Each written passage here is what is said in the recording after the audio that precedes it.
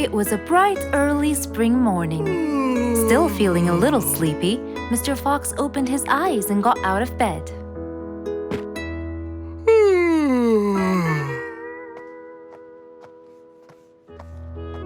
Since the weather was beautiful outside and awfully tempting, Mr. Fox decided to go for a walk in the jungle. The sun was shining, the birds were twittering. It was a very peaceful morning. Well, sort of. Worried that something terrible could have happened to one of the animals in the jungle, Mr. Fox sprinted towards the sound. Are you kidding me? You're the size of an air balloon! Are you making fun of my size, you piece of you? What? Take that back now, you... No! I'll never take it back! This was all your fault! No, it wasn't! It was yours! No! It's always your fault! Now, calm down! Oh, Mr. Fox, I'm so glad you passed by. You're the only one that could solve my problem. Solve your problem? No, Mr. Fox will solve our problem. No way! What you did was a total crime. So not true. You're the one who started it all and injured me, you big... There, calm down. And just tell me what happened. He woke squeezed me me. up. Slow down, one at a time. Mr. Panda, you go first. Thank you. Now, I was walking heading to my house when I realized that for me to get there, it will take me 12 minutes. And I was so tired and sleepy. So I thought about it, and I realized I should just lay here for a while and take a short nap. And just as I was starting to get comfortable, I found little chicklets screaming with the highest pitch into my ears, Mr. Fox. My ears! Can you believe that? Well, that's not a very nice thing to do, little chicklets. Why did you do that?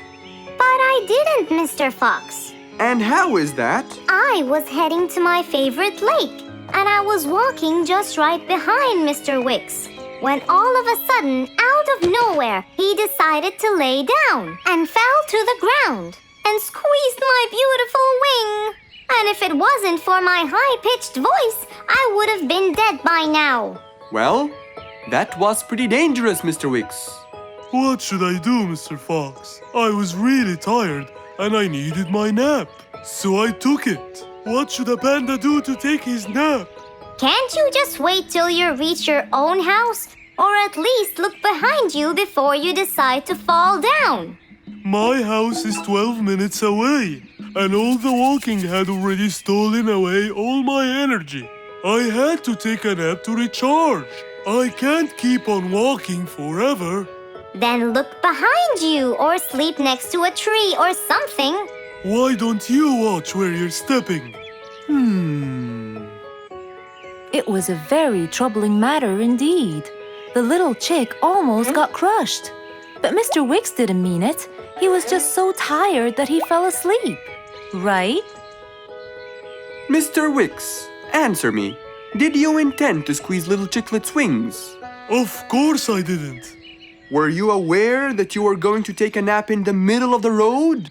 Actually, I vividly remember. I walked to the tree side first, but when I woke up, I found myself in the middle of the road. How many naps do you need per day? From 5 to 7, I would say. Did you take a nap before you decided to head home? Of course. Do you usually nap in between? Not always, but today I went so far from my house. I tried to hurry to nap at home, but you know, I'm too slow. Say no more. I now know the answer. Really? Yes. Worry no more, little chicklets. From now on, Mr. Wicks will always nap at his own house. Just a second.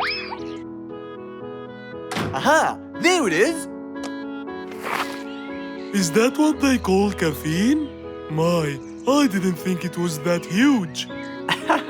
No. It's something even better. Better than caffeine? And chocolates too.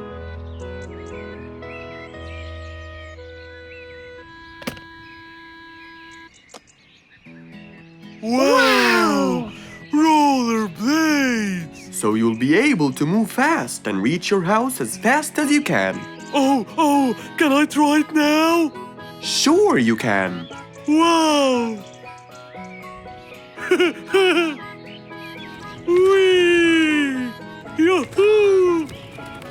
Thank you, Mr. Fox. Anytime you need me, I'll be there.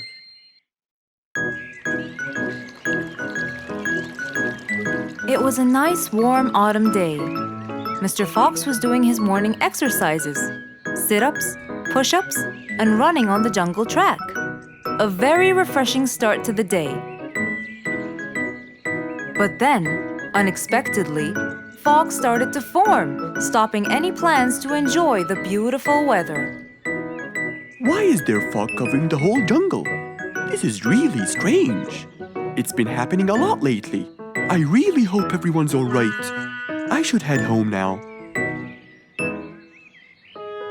Oh, I think I should probably stay home today. I don't have my morning newspaper yet. And how would I? It's impossible to see. Aha! Wait a minute. I'll try calling Mr. Falcon.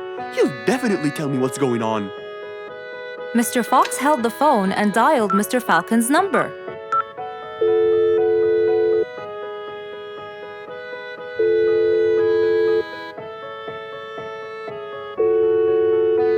Oddly enough, there was no answer. I guess he's not home. Maybe I can reach him on his walkie-talkie. As Mr. Fox went to look for his walkie-talkie, he heard a loud knock on the door. Huh? I thought everyone stayed home in this weather. Who could it be? Puzzled, Mr. Fox went to open the door. He was taken by surprise. It was Jack the horse. He stood there holding a briefcase and looking smart. Jack was a very busy business horse. He was always rushing to keep a tight schedule. But today, something seemed off.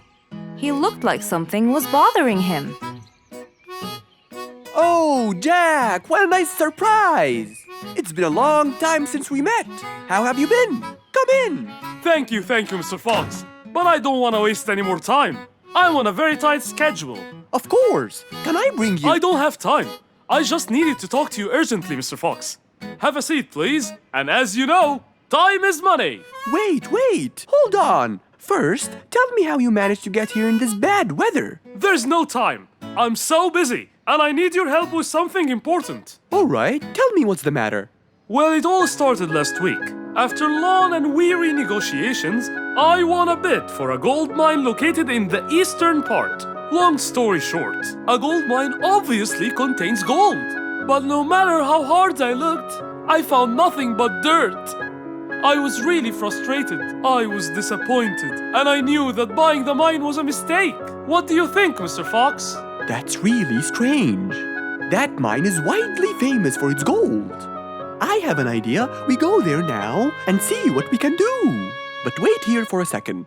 I need to bring something that will help us. Are you sure you don't want to drink anything? Yes, thank you, Mr. Fox. But please, hurry up. You know that time is money, and I can't waste any more time. I get it. Just give me 2 minutes. Too much, Mr. Fox. So, Mr. Fox went to his room to change his clothes, trying to be quick. Then, he went to his workshop. He looked everywhere for his metal detector. When he found it, he took it and went back to his house, where Jack was standing there looking at his watch, with that usual impatient look on his face. Mr. Fox, why are you late? I have a really important meeting tonight at 8, you know. We're making a deal, and I don't want to waste any more time. You know that time is money. Time is money. I know that, Jack. But now we're wasting more time, aren't we? Right. Let's take my car, Mr. Fox. Okay. The fog had gradually started to clear away, and the vision became clearer and clearer. But as Mr. Fox was about to get in the car, something happened. What's that? What's going on? What happened?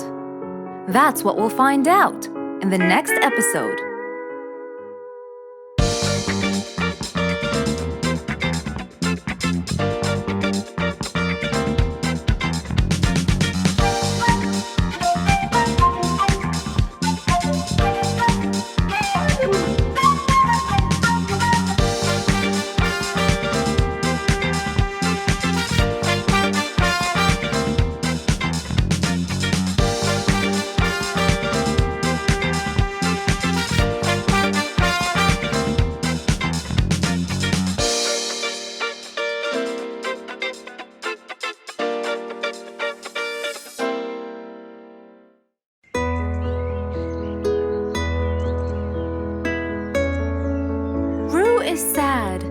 looks really down.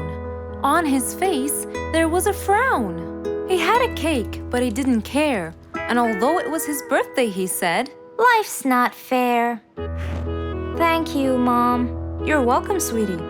Are you okay? Yeah, I'm fine.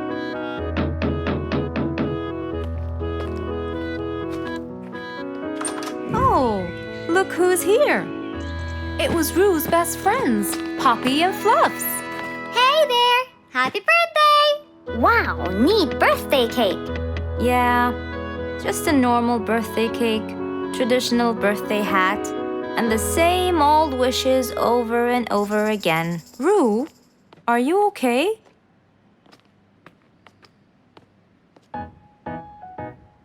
Bad timing, huh? He looks sad.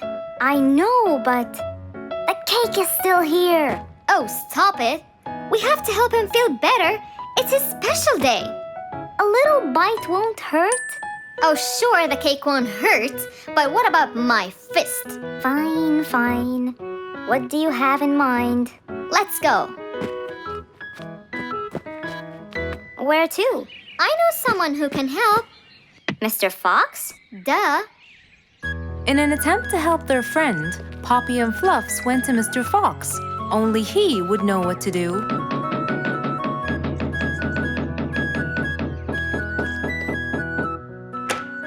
Hey, Carrots. Do you have any lemonade, Mr. Fox? I stopped apologizing for his behavior long ago. You know, Fluffs, he's just Fluffs. It's okay. Come in. Are you sure it's all right? Positive. It's always the right time. It's Rue's birthday, and he's pouting. He's bored with the same birthday routine every year. So we want to make him something different this year. Can you help us? Yeah. Unbelievable. You'd think I'm quite believable if you tasted this lemonade. It's awesome. Any ideas, Mr. Fox? What do you guys say I help you throw him an extraordinary party with a magic show? A magic show? But who's gonna perform the magic tricks? You guys will. I'll teach you. This is the best idea ever. I agree. We'll also bake him a cake. But he says cakes are boring. I can assure you, this one he will like. Sounds like the perfect plan. All right, first, let's bake the cake. It wasn't a very easy task, but all three of them worked hard to make this the best day ever.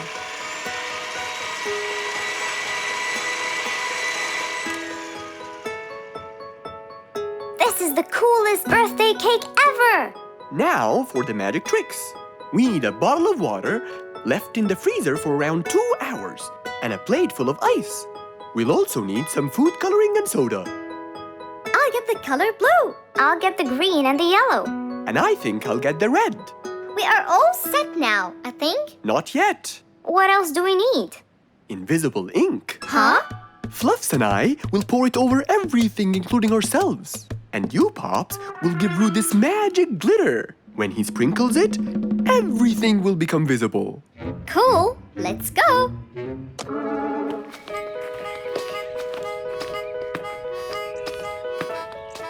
Let us pour the invisible ink now.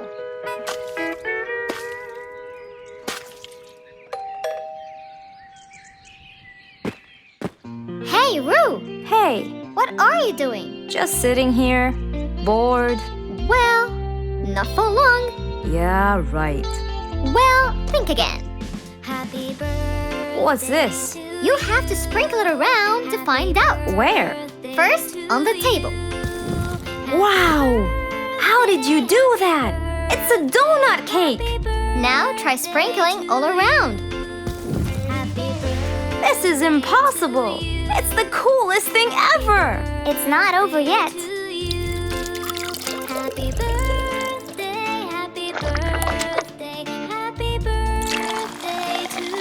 I can't believe you guys did all this for me! All thanks to Mr. Fox. He was a great help. I can't believe you guys! Thanks! That's what friends are for. Mom, come and see! What wonderful friends you have, Rue! Yeah, I think so too. Because of his friends, Rue's birthday was extra nice. One celebration was not enough, so they celebrated twice.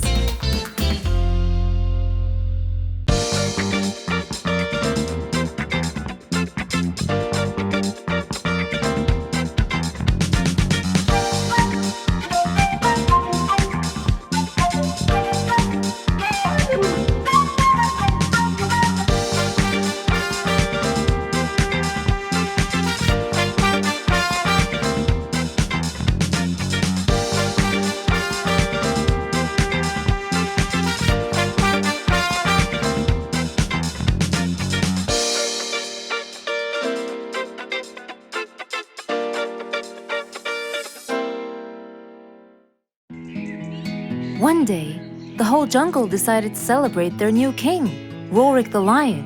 He was young, active, and picky, and known for his loving spirit. After his coronation, King Rorik moved to his new mansion and started to check it out.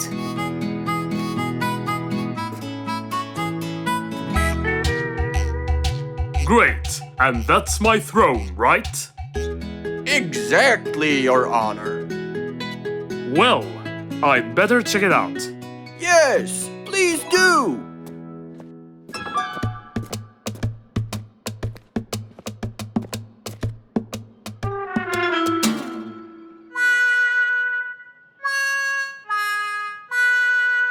Ah, timber! That's too uncomfortable. But Your Honor, it was made especially for you. Not good enough. With a sad look on his face, Timber went to call Mr. Fox and ask him for help.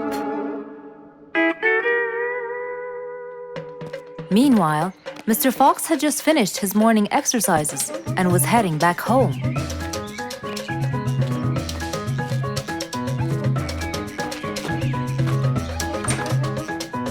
After a cold shower, he changed his clothes and had some tea.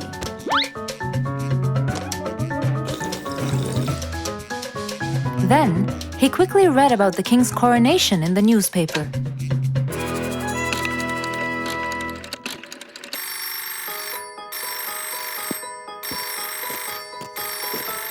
Hello? Hello, Mr. Fox. Can you please, Hello, Mr. Fox. This is Rorik. Oh, hello, Your Highness. How may I help you?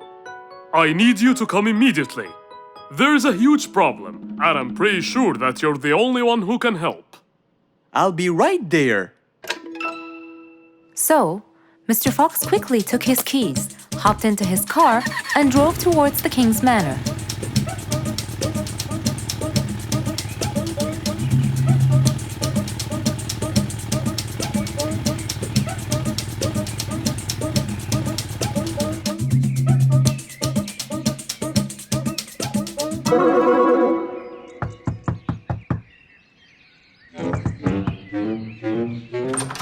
Hello, Mr. Fox.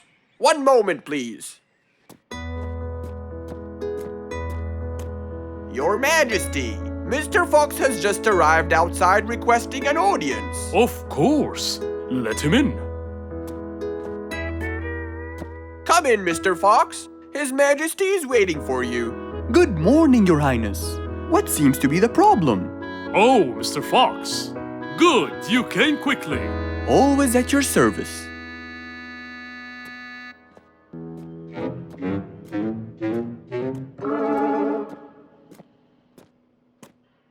Well, I was at my coronation, and I thought I would check out my throne. But unfortunately, I felt too uncomfortable. Can you believe that I'm gonna rule the jungle on an uncomfortable throne? But I hear it was carved out with the best kind of stone.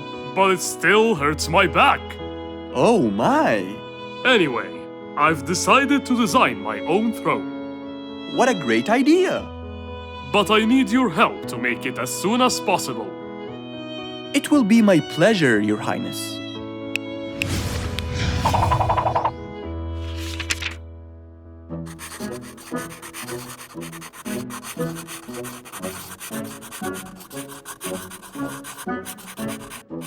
Mr. Fox designed a new throne for the king, but the king didn't seem to like it. I know just the thing for you. Mr. Fox took his tape measure and got to work. He took measurements and made estimations. This wasn't going to be easy, but Mr. Fox was gonna give it a try anyway. He hopped into his car and took off for the jungle store.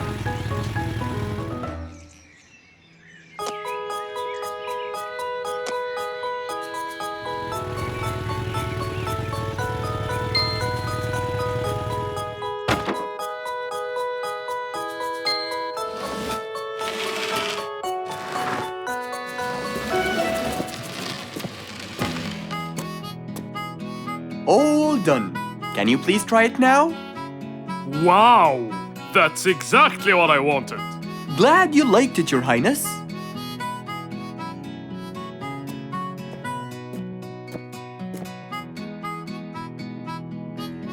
And there you have it, the new king of the jungle.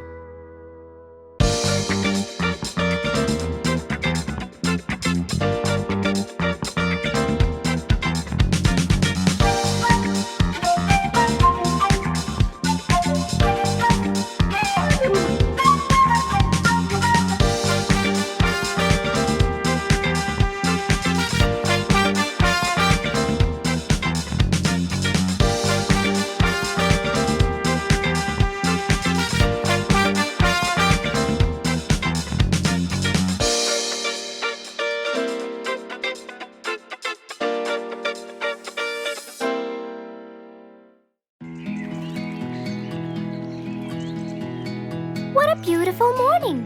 Mr. Falcon should have been here by now. He was supposed to get me some sugar candies from the other side of the river. I can't cross that river on my own. I can't swim. I'd better go to Mr. Fox. He'll tell me what to do. And since Mr. Fox helped many more, she went to him and knocked on his door.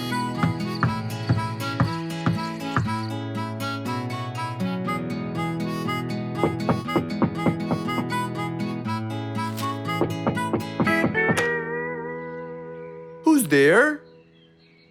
Over here, Mr. Fox. Oh, little Auntie Lou. Welcome. Please come in. Thank you, Mr. Fox.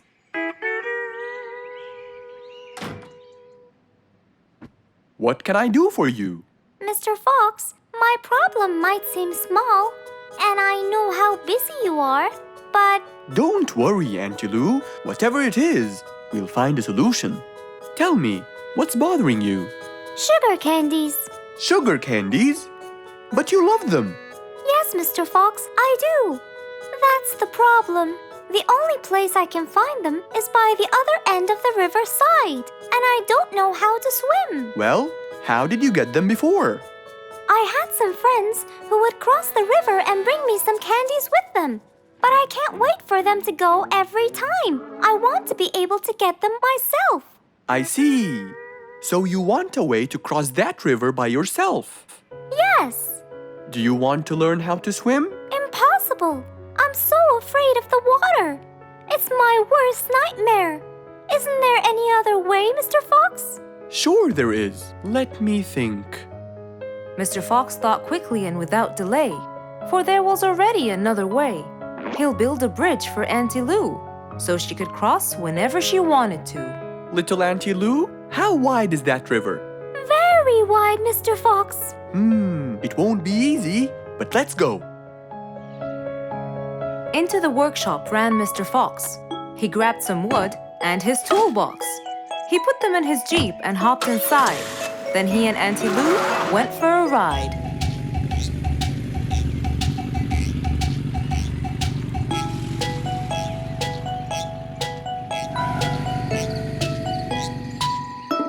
Little Auntie Lou, that's not a very wide river. But it is to me, Mr. Fox. You're only saying that because you're too big. Maybe you're right. Little Auntie Lou, let's get started.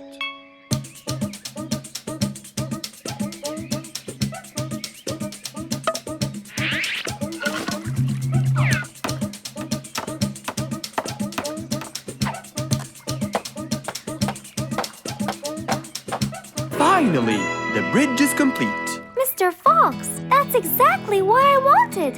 Thank you so much. I'd better be on my way to collect the sugar candies. I've always dreamed of this.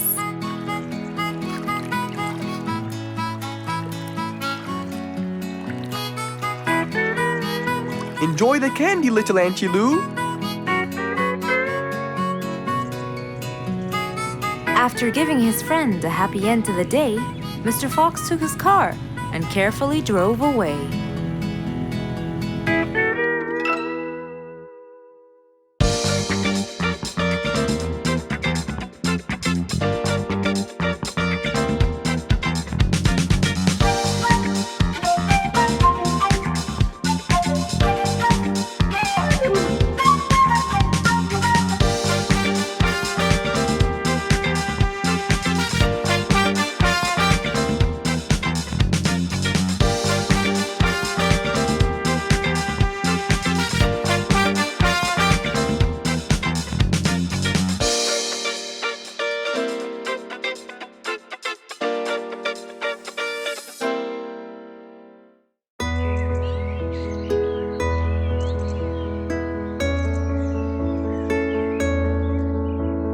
One cold morning, while everyone was shivering in their houses, Mr. Fox woke up and went to watch his favorite team play.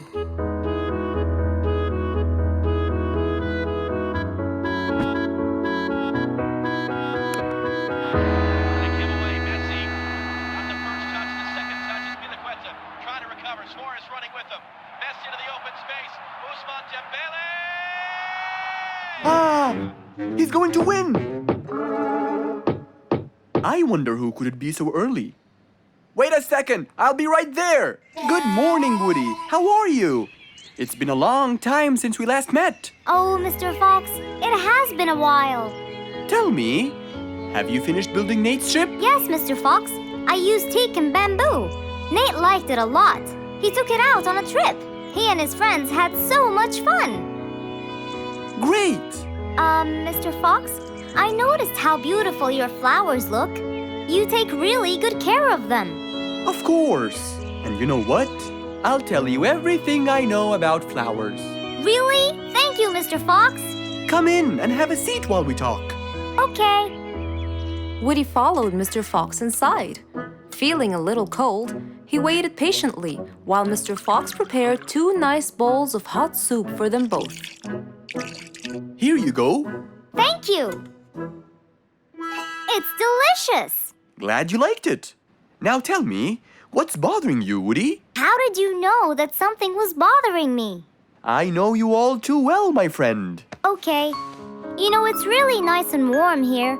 Yes, warm weather helps me think and relax. Well, Mr. Fox, I'm sure you know that I've been a carpenter for a long time now. Of course. And during the winter, my business blooms. And my customers increase because I sell them the wood they use for their fireplace. Very good. But where's the problem? The problem is, they're not all the same. So each customer needs the wood to be suitable in size for his fireplace. That's true. And as you know, I work alone. So I take so much time and effort to cut and adjust the wood to suit each and every customer in this jungle. Sounds like a serious problem. He looks really worried. Okay, Woody, why don't you come with me to my workshop? It's round the back.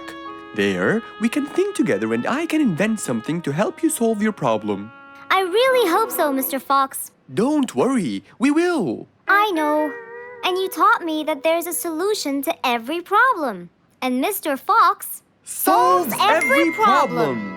Ha ha ha! That's right, Woody.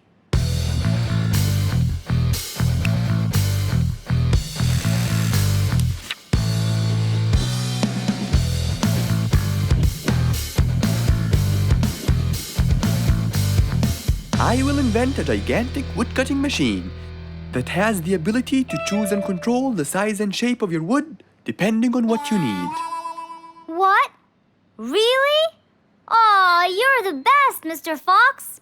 I'm just going to need some time to build the machine. You got it, Mr. Fox. I'll go get a few things done and I'll come back. Okay, I'll see you then, Woody.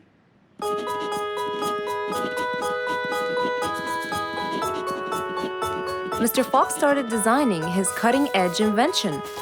He knew that is exactly what Woody needed to help him with his carpenting business. And because he was making this device for Woody, he thought he'd add a bit of color to make it all even more special. Finally, this is it! Mr. Fox's size-adjusting wood-cutting machine.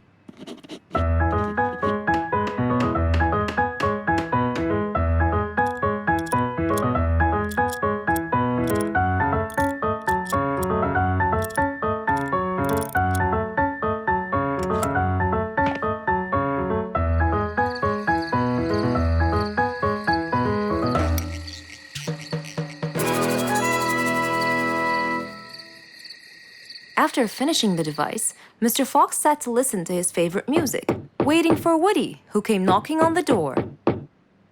Hello, Woody. You're right on time. Have you finished building the new machine for me, Mr. Fox? Of course I have. It's in my workshop. Let's go see it.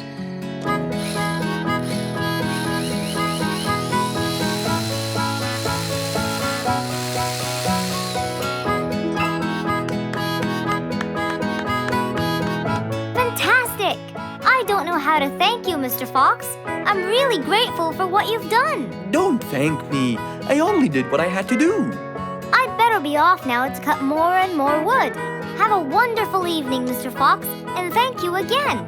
Good night, Woody. See you soon.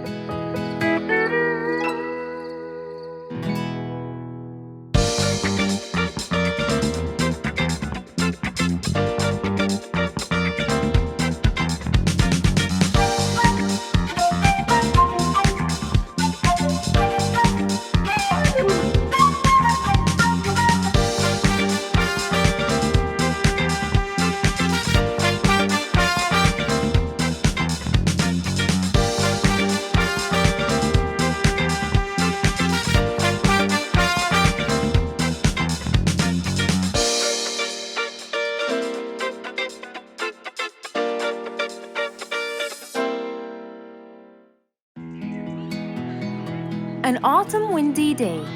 It was Jumbo's birthday. He was dancing and playing with his friends, hoping this day would never end.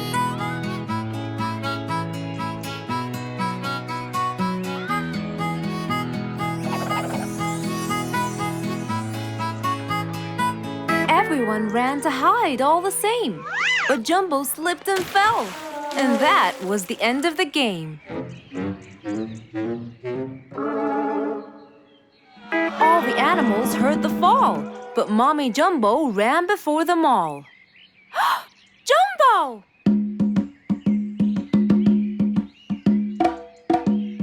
Oh, Jumbo. Combo, you have to take him to Mr. Fox immediately. So, without further delay, off to Mr. Fox's house they hurried away.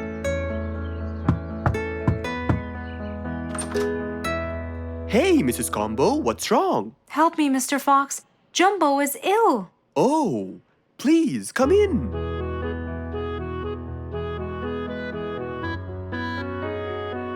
You look cold, Jumbo. I'll get you something hot to drink. Thank you, Mr. Fox.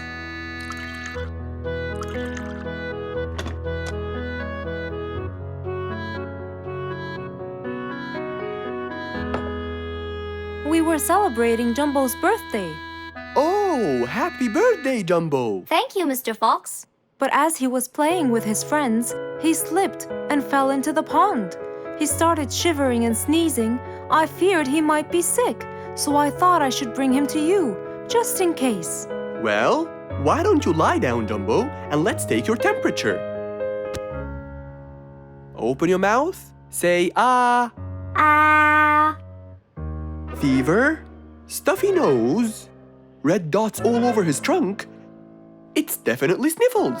Oh my, sniffles? Don't worry, Mrs. Combo. It's just a sniffles fever. It will go away. All you need, champ, is some rest and just one pill of antidote. And when you're better, you can go back to play with your friends. Thank you, Mr. Fox. After thanking Mr. Fox, Mrs. Combo took Jumbo back home to let him rest.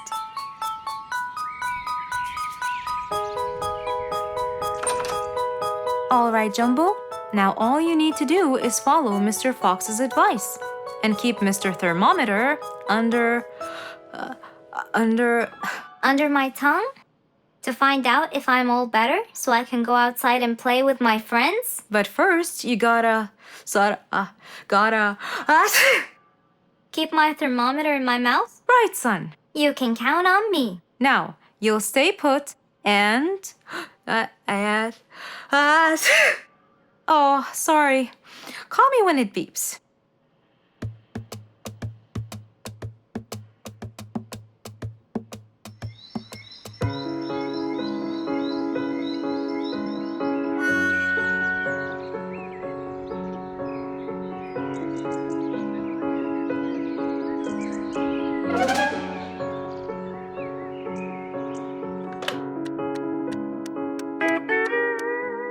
Hello, Frisky.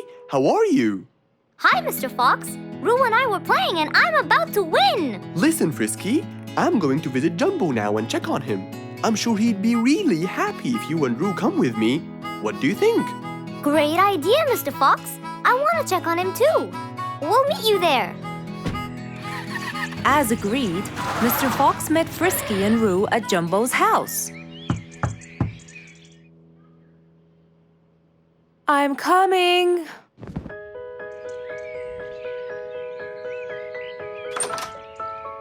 Hello, Mrs. Combo. We came to check on Jumbo. I hope he's feeling better now. Why, yes, Mr. Fox. Come in, everyone. Hey, Jumbo! I came to check on you. And I brought your friends along too. Are you feeling better now? Hi, Mr. Fox. Hi, guys. Hey, Jumbo. How are you feeling? Well, I feel better, but... Well, we need to take your temperature one more time, Jumbo. Is it time? It's time, all right? What does it say? Well, let's see. Your temperature is, oh. Your temperature is just fine and dandy, Jumbo. You're not sick anymore. You are A-OK. Yes! Now we can go outside and play. But first, I need to tell Mom. Mom? Mom? Where could she be? She's not in the kitchen. Mom! She's not in the living room. I wonder where she is. I'm here in the bedroom. Mom? Are you okay? I think I might have caught a case of sniffles too. Don't worry, dear. I'll be fine. Now why don't you go out and play hopscotch with your friends? I'll join you when I get better. But Mom, I won't be happy if I go to play and leave you here all by yourself. I'll be only thinking of you. So, what do you think you should do, little Jumbo? I have to sit here and take care of you, Mommy. You always take care of me when I get sick. I'll take care of you and never leave you alone. Oh, I love you more than anything in the whole wide world, Jumbo. Now it's time to take your temperature. Right, Mr. Fox? You're absolutely right, Jumbo. So rather than go out to play, by his mother's side, he decided to stay.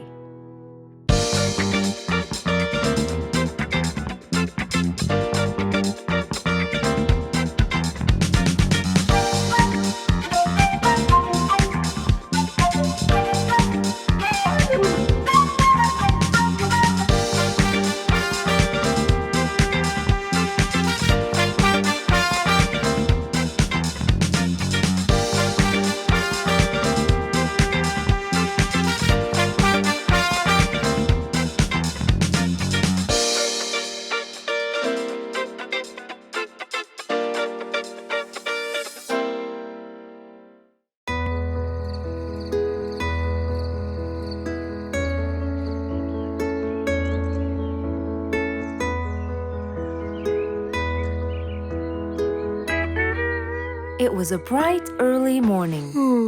Mr. Fox woke up and went to wash his face.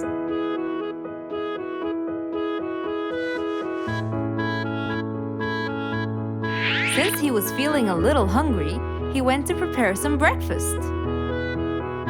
He prepared fruits, some cheese, a fried egg, and some veggies. He looked around for some bread, but couldn't find any. No problem. He'll go to the bakery and buy some. I guess I need to buy some bread from Mrs. Flute's bakery. Then I can have my delicious meal.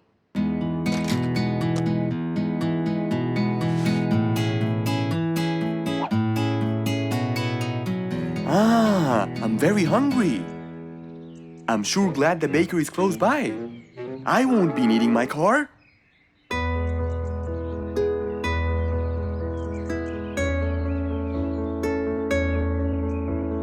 Mr. Fox decided to walk to the bakery. He really enjoyed the early morning breeze. And on his way... Good morning, Mr. Fox! Oh, Mr. Falcon! How are you? Are you getting enough sleep? Yes, I can sleep most anywhere now, and it's all thanks to you, Mr. Fox. Glad to hear that, my friend. See you around.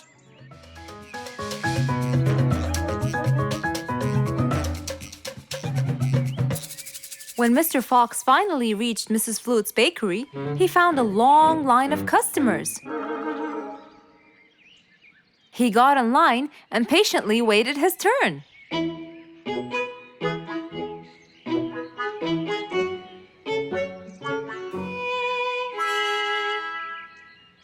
Wow!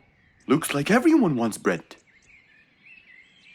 Slowly, the line was moving up, and Mr. Fox got closer and closer till he finally reached the counter, where a very tired Mrs. Flutes was waiting.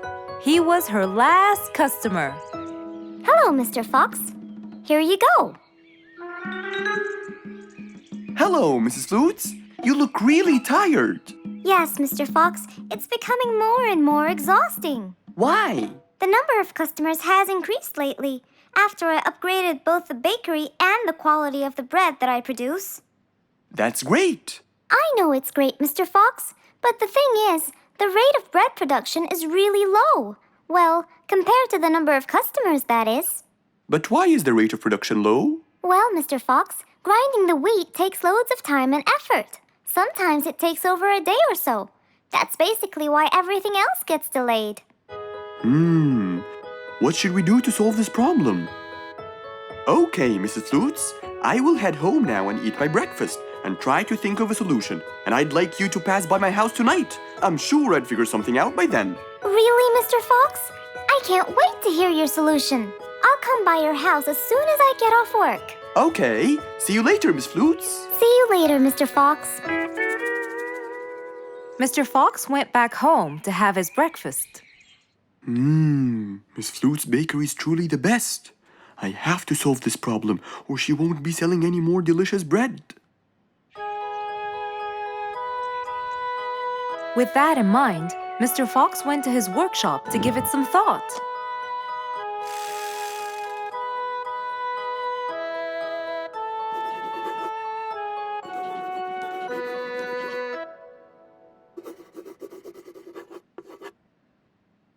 Finally, he had a great idea.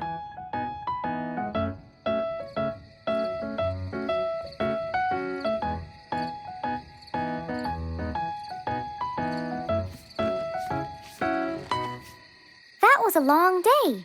I should head straight for Mr. Fox. I'm sure he would have solved my problem by now.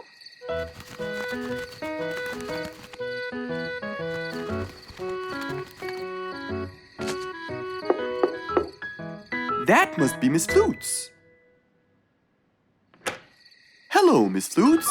Come inside. Hello. Were you able to find a solution to my problem, Mr. Fox? Well, why don't you try this new invention? A new invention for me? That's right. I made it specially for you. That's wonderful. It's a grinding machine to help you grind wheat quickly. Brilliant. But how will it help me? This machine is used to increase the rate of grinding the wheat, which is used to make the bread. so you can use it to grind a whole kilogram in no more than 5 minutes. And with that, the amount of time needed will decrease, and you won't be too exhausted. I'm really grateful to you, Mr. Fox. I have no words to express my gratitude. Friends help each other, Miss Flutes. You're really kind and generous, Mr. Fox. I want you to start using this new device tomorrow, and I will call you to check in every once in a while. Okay, Mr. Fox, I will. I'll be going now. Thank you again. Goodbye, Miss Flutes, and have a good night. And so, Mr. Fox waved goodbye to Mrs. Flutes. Then, he sat on his comfortable sofa.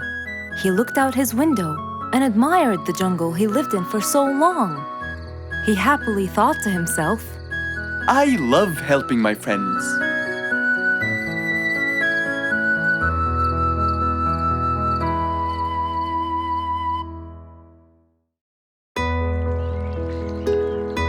Rose stood in front of her painting stand, holding a few colors in her hand. But things weren't going as she planned. I think I should just paint the pig blue. No, wait. Maybe this will do. Maybe I should just take some of the pink color on my feathers.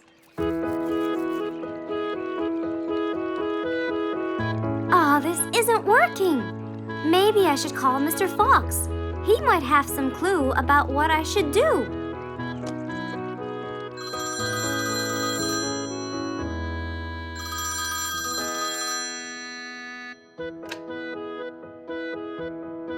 Hello? Hello, Mr. Fox. It's me, Rose. Oh, hello, Rose. How are you? I'm fine, Mr. Fox, but I do need your help with something. Do you think you could come and meet me? I'm at my usual painting place. Sure, I'll be right there. So, without a moment to lose, Mr. Fox got ready, got into his car, and drove off to where Rose was painting.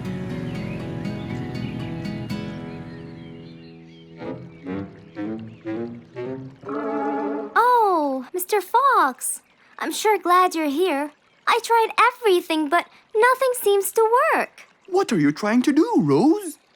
I was just trying to get some pink paint, Mr. Fox. I'm not sure that this is the right way to do it, Rose. Well, what should I do? Do you have an empty color palette? Of course. So, what colors do you need? I have red, blue, yellow, black, and white. But I still need pink, green, orange, purple, and brown. Let me see. If we take a bit of red and a bit of white, we can make pink. Oh, it's just like magic. How about the other colors? Do you want to try? Why, yes, I would. But which colors do I use? Use your imagination, Rose. I want to try red and blue. Okay. Wow, now I can paint my violets purple. Do you want to try again? Sure, this time I'll try red and yellow. Nice. Now you have orange. It's beautiful, Mr. Fox. But I'm still missing green. Well, let's see. We still haven't mixed blue and yellow, have we? Right. This is a really cool shade of green. Now you can paint all you want. But, Mr. Fox, what about brown?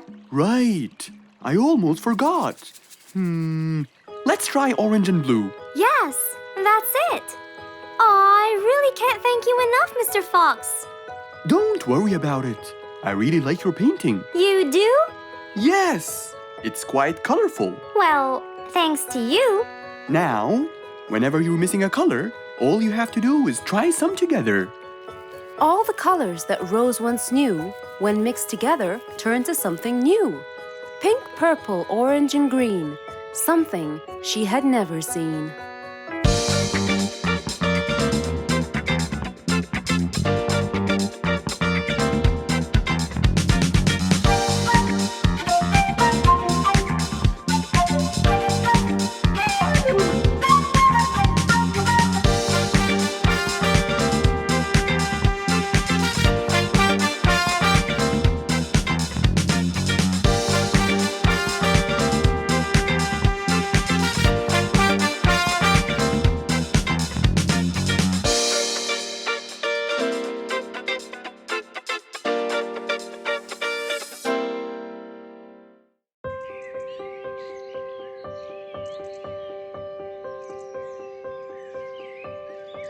It was a beautiful spring morning. The sun was shining brightly.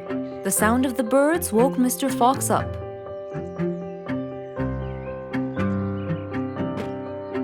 He changed his shirt, put on his tie, and his vest. Then he drank his tea. It was delicious.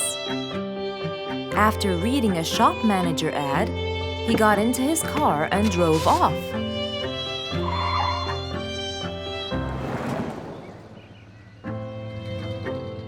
Meanwhile, little Bingo Monkey was riding his bike through the jungle. He was having loads of fun, but suddenly the bike slipped and little Bingo fell off. Are you okay, Bingo? Hang on, I'm coming! Yes, Mr. Fox, but my bike isn't. Oh, it looks like there's a problem with the tire. Don't worry, Bingo. I'm going to help you. Bingo, can you help me count how many nails I need? Of course. Here's 1, 2, 3, 4, 5, 6, 7, 8, 9. I think they're 9, Mr. Fox. Okay, Bingo. Let me count how many I have in my toolbox. 1, 2, 3, 4, 5, 6, 7, 8, 9. I'll get one more just in case he miscounted. So 9 plus 1. We need 10 nails. That's easy.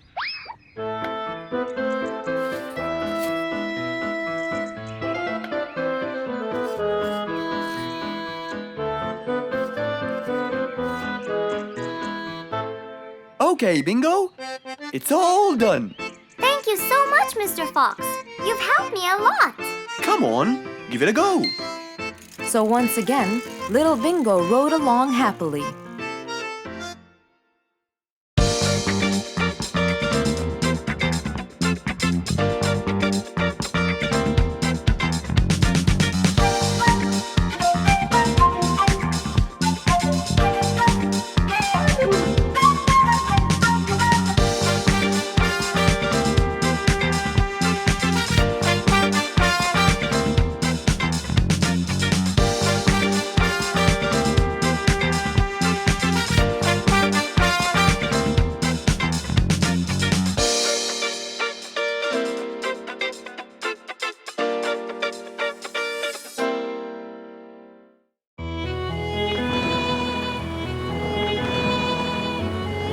One day, the mighty eagle flew to his nest. All he wanted to do was rest. He felt bitter, he felt cold. He was really getting old. He knew he needed someplace new. So, off to Mr. Fox he flew.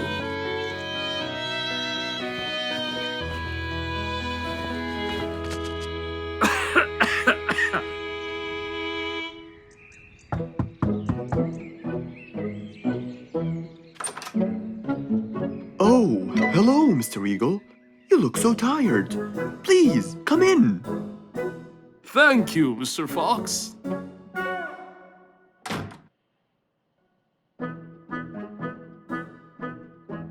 Now tell me, how may I help you?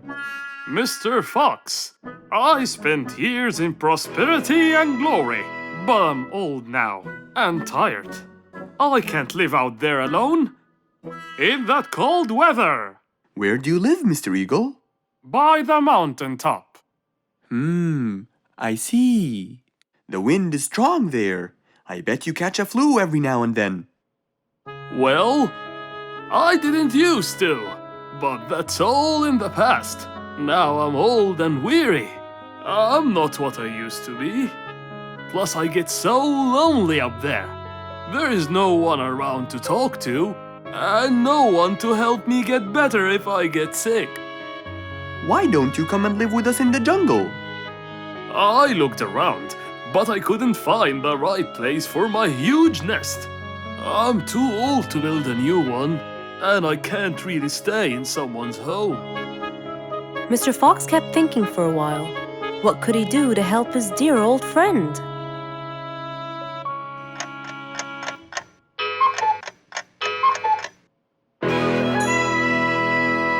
I got it! I think I can help you build a new house. Have no worries.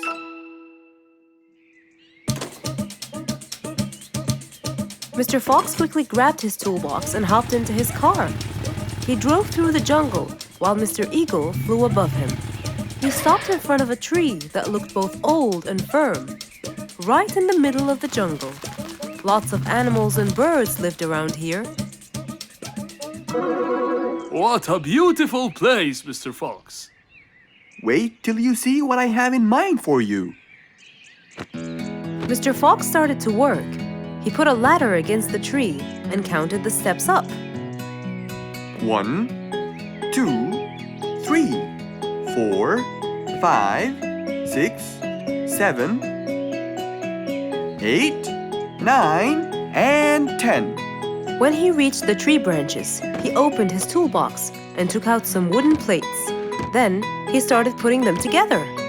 All I need now is some nails to make sure everything would be A-OK.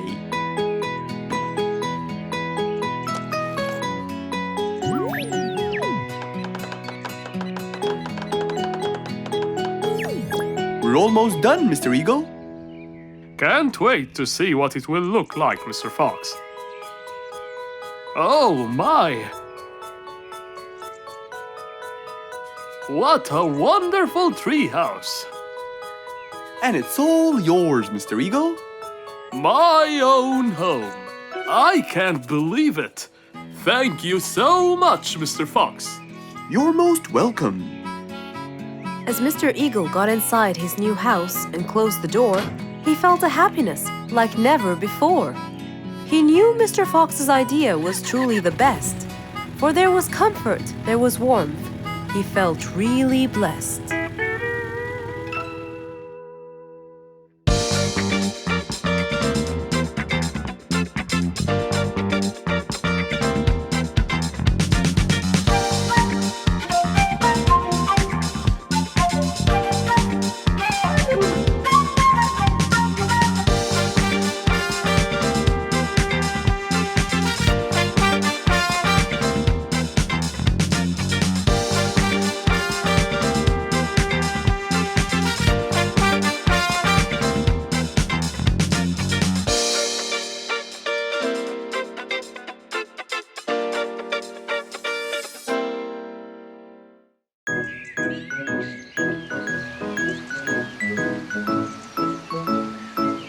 It was a beautiful Saturday morning.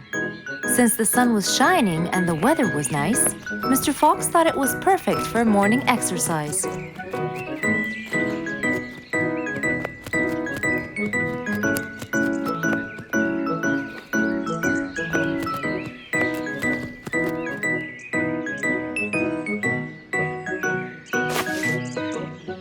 Ah, Piggy, how are you? Haven't seen you in a while. I really missed you. I'm fine, Mr. Fox. I really missed you too. I hope you're doing great.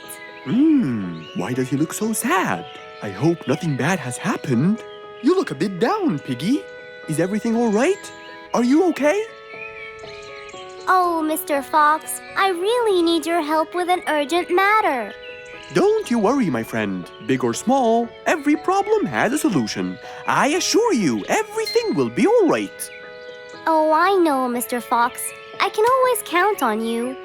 Let's go to my house. I'll get you something to drink, and then we can sit down and you can tell me all about your problem. Let's go. With that said, both of them headed off to Mr. Fox's house. So, Piggy, tell me what's the problem? I keep trying to grow a plant in my garden, but it keeps dying. Do you give the plant enough water? Yes, every day. Well, how about the sun? Do you keep it in an open, sunny area? Yes, I do. I planted in my garden. Looks like I'll have to come with you to find out what the problem is. Wait here for a moment, please. So, Without further delay, Mr. Fox changed his clothes and got ready. Then, they both got into the car and drove off to Piggy's house.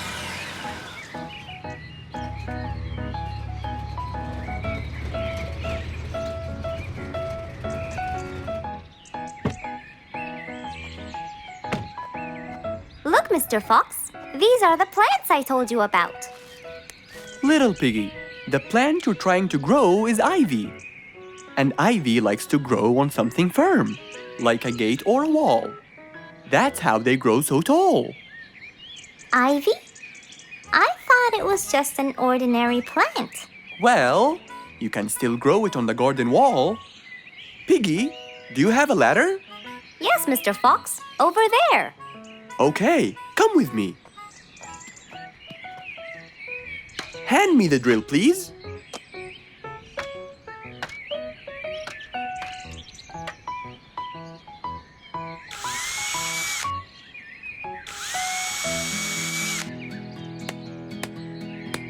After drilling the holes and hammering the nails, Mr. Fox hung the ivy plant all across the wall.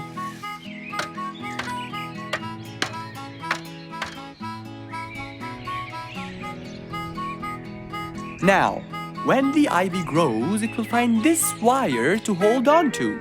I got it. Thank you, Mr. Fox. You're welcome.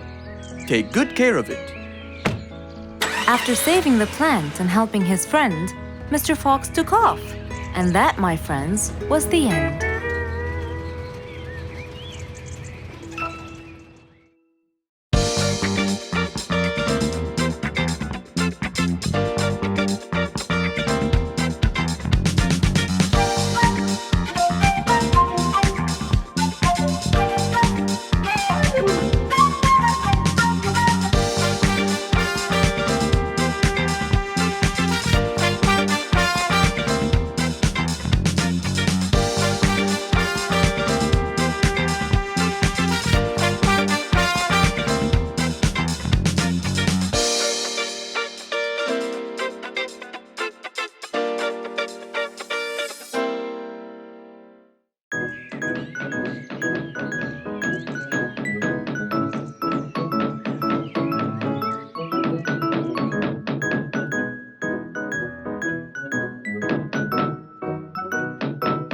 I'm coming. Good morning, Mr. Fox. Hello, my friends. Come on, let's go to the backyard. We can't wait to hear the rest of the story. Slow down. I can't understand you. I'll tell you, Mr. Fox. We came running here to listen to the rest of the story. Ah, okay then. What are we waiting for? Let's start now. Mr. Dumfrey, you have no idea how much you've helped us. We're really grateful for your ears, you know. Thank you very much. I'm always honored to help everyone, sir. Wait, I sense vibration in my ears from that direction. Huh? Follow me. Here, something is definitely here. Speeder, come quickly. We'll start digging.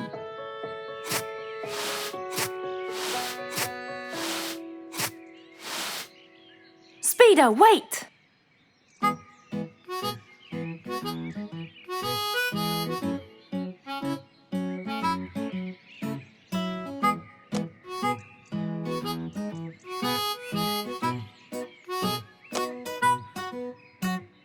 Wow! This skeleton goes back to the Mesozoic era, the Triassic period to be precise. This is so rare! Oh my, the Mesozoic era. What an extraordinary discovery! But we have to make sure. Of course we will. We still have more sites to excavate today. Are you ready, Mr. Dumfrey? No problem at all. But I'll need some juice barrels to regain my powers. Speeder, bring 3 barrels of juice for Mr. Dumfrey immediately.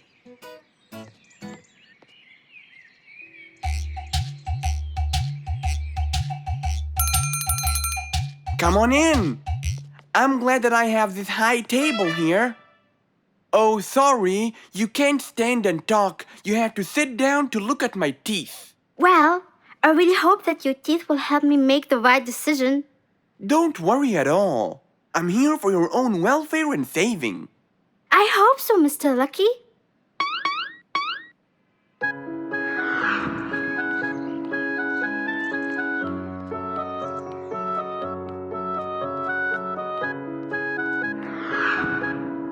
Oh, I knew it! This new job won't suit me. I can't thank you enough, Mr. Lucky. You saved me from a lot of trouble. You're a very important person in our jungle. No problem. I believe I was gifted to protect and help the people. If I didn't live up to the gift, it might be taken away from me. It was nice meeting you, Mr. Lucky. I'm sure you're gonna save lots of people as you did for me. Number 82, please come in.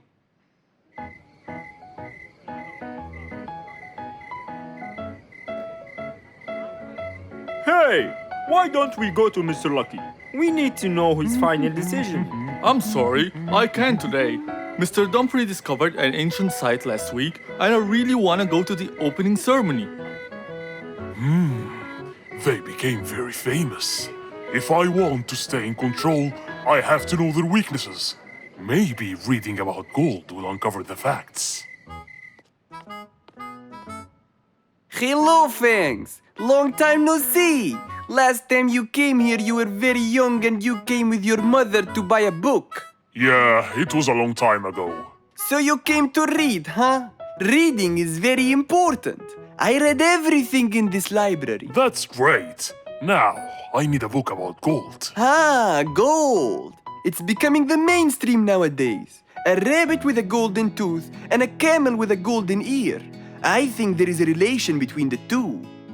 And I think you're losing it because of all this reading. There can't be a relation between both of them. What? Nothing. I just meant that the book that I need has nothing to do with those gifts. I'm just researching about gold and its medical use. You know, for the new technology. There it is, Mr. Gold Researcher. Thank you. And since this is my first visit to the library from a long time, you'll give it to me for free, of course. Goodbye, Mr. Bearlato. Huh? Who said it's for free? That old bear is really smart. It must be the reading that made him understand the connection between the two gifts. I think reading makes you understand a lot of stuff and gives you knowledge. Fortunately, not many people read in the jungle.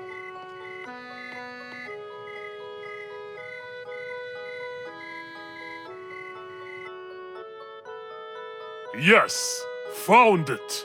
Gold properties. Gold is known for its shine, and to keep gold shiny, scientists use a substance called ammonia. Ah, yes, that's it. Gold brightens and dims. When anyone looks into Lucky's teeth to see their future, it becomes clear as a mirror. And if a mirror is not as clear as crystal, no one will see anything. I can buy 2 liquids. One to dim the gold, and another to brighten it. And then I'll enter his house. Oh, I mean my house. And put the dimming liquid on his teeth. And when the glow fades, it will surely affect Dumfrey's ears as well. The letter said it. And I'll be in control of both powers. Oh yes, no matter what they do, they'll never be able to stop me! And that was the end of our story for today, my friends. We have to stop his fangs. We can't let him just do all these evil actions. Calm down, Giselle. Yes, that Fangs should get what he deserves. Well, do you still remember what I told you yesterday? Yes, good always wins over evil. Well done. But don't be late next time.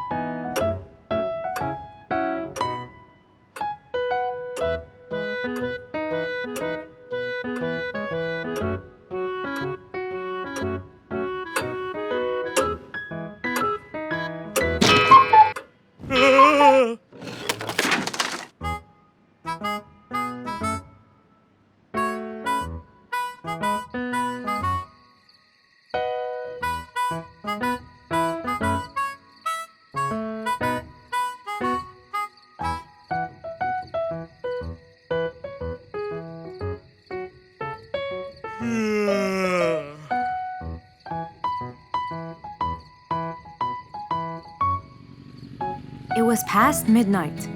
Mr. Sleeperson Koala was on his way home from work. The streets were empty and quiet. He was falling asleep. He tried really hard to keep his eyes open, when suddenly the car stopped for no reason. And Mr. Sleeperson didn't wake up, as if it was the hibernation season.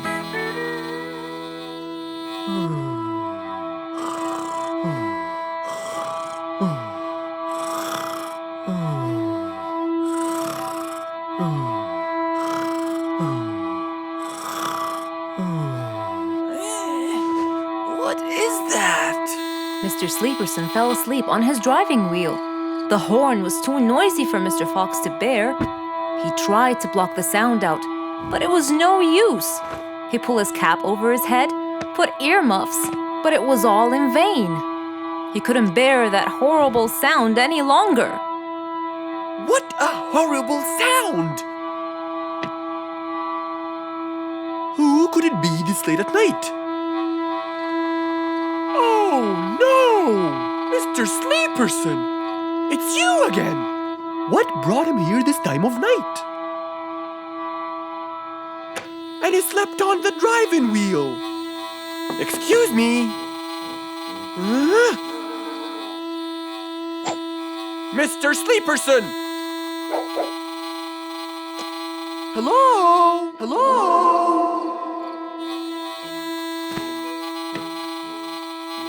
Oh, that's enough! What? Where? What time is it? It's 2 in the morning. And you fell asleep on your driving wheel in front of my house. Oh, Mr. Fox. Hello. Oh my, it's 2 a.m. Oh, you noticed? So how can I help you, Mr. Fox? Help me? Help me? You're the one in front of my house. What am I doing here? I don't know. You tell me. I was fast asleep when I woke up to that horrible sound of your noisy horn. Oops. Sorry. I must have fallen asleep while I was driving again. My bad. Never mind that. Could you please drive all the way to your own house without falling asleep or bumping your head against the horn? Oh, sure, Mr. Fox. Have a good night. Good night.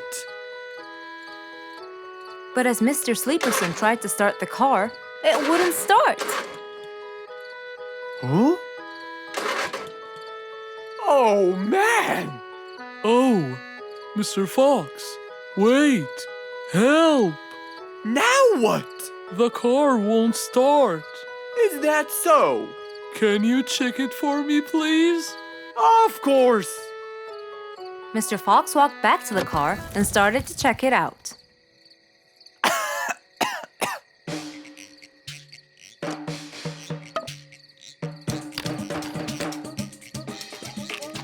Everything seemed fine. However, when he lowered the hood cover, he found Mr. Sleeperson sleeping in the back seat. He couldn't control his anger.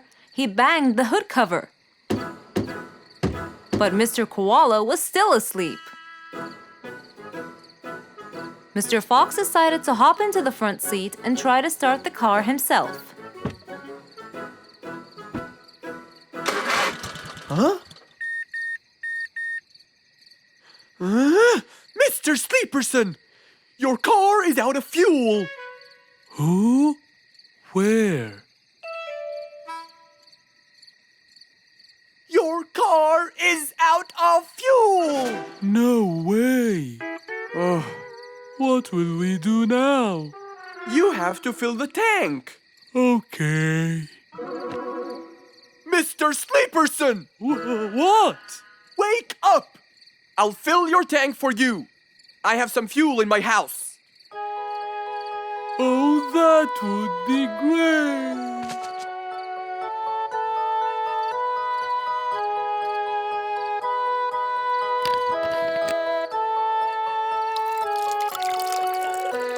Mr. Sleeperson, it's all done. You can go home now. Oh, thank you. Thank you so much. You're welcome.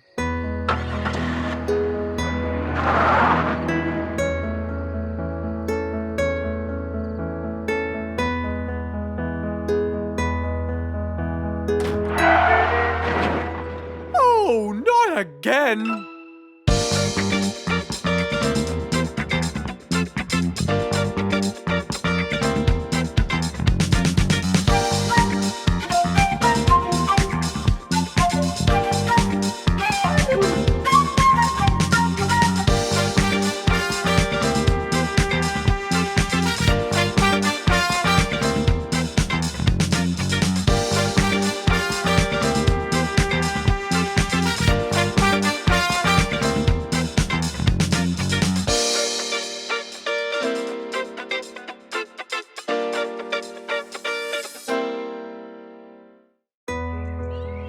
Who can you always count on? They're always there when you're feeling down, ready to draw a smile and remove that frown. They make a bad day so much better, especially if you share toys and play games together.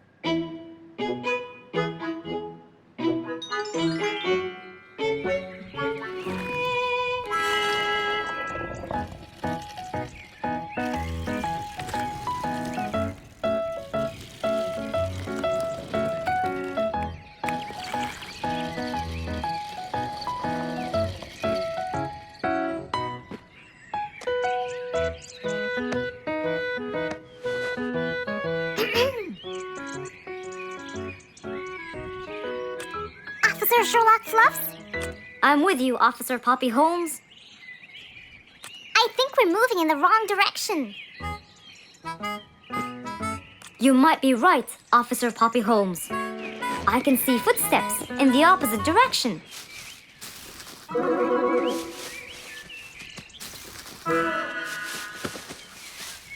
Officer Sherlock Fluffs! I think someone is after me. Run, officer! Run!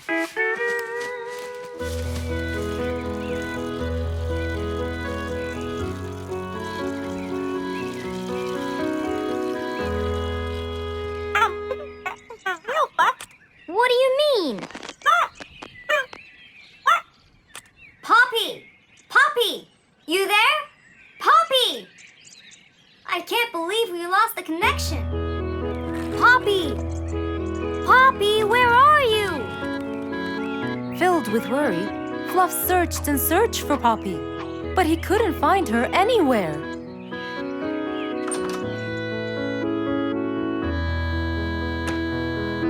Hey there, Fluffy. What? How come you're here? I thought you'd eventually come home. What happened to your walkie-talkie? It's not working. But we just got it. I know! I was looking everywhere for you. Aw, Fluffsy, were you worried about me? Stop it! We need to fix this thing. Do you have any idea how? Hello? You're the smart one. But I'm not much into technology. You know that. At least take a look at it. I did, before you came. I got nothing, really. Should we go over to Mr. Fox? I think we should. Let me change first.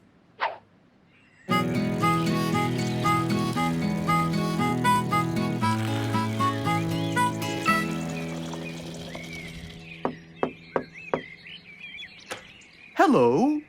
Hey! Mr. Fox, Poppy broke her walkie-talkie. I so did not. Don't fight, you two. Show me your walkie-talkie. Maybe I'll be able to fix it. Here. But I promise I didn't break it. I'll go to the workshop and see what's wrong with it. Thank you, Mr. Fox. Sure. You really think I broke it? Why else would it stop working? But I didn't. Well, I kind of think you did. You're unbelievable.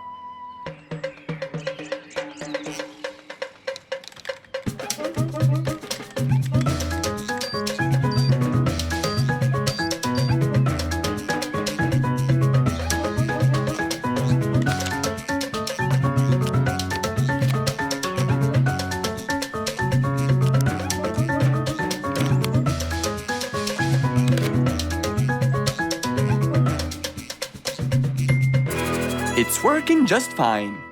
I told you. Well, it wasn't before. I tried it. I know it wasn't, but now it is. See, Poppy, you did break it. And Mr. Fox fixed it. It wasn't broken, Fluffs.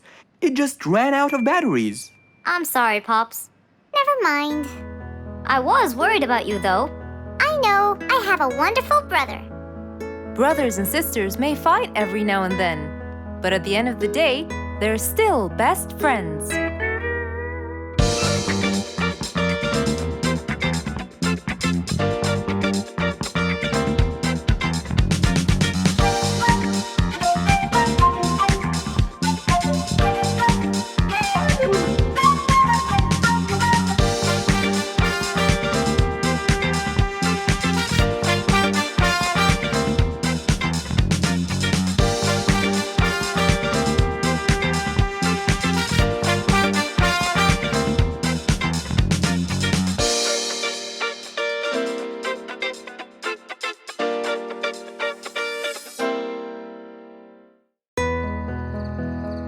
One nice spring night, Mr. Fox was sitting in his balcony, relaxing and drinking his favorite juice, when suddenly the phone rang.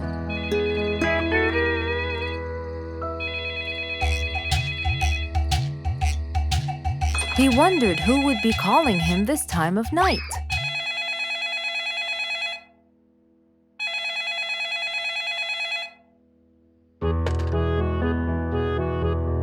Hello? Who is it? Mr. Fox, it's Rorik. Your Majesty. How may I help you? Well, Mr. Fox, I'd like you to come to my house early in the morning to discuss something urgent. Of course. I'll be there. After he hung up the phone, Mr. Fox went to sleep. He was supposed to wake up early. He wouldn't want to miss his appointment with the king.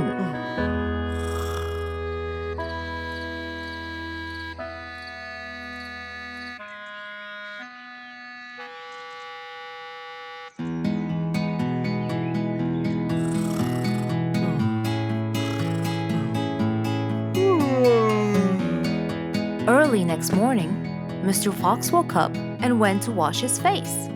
After that, he got dressed and was all ready for his appointment with the king. He got into his car and drove off.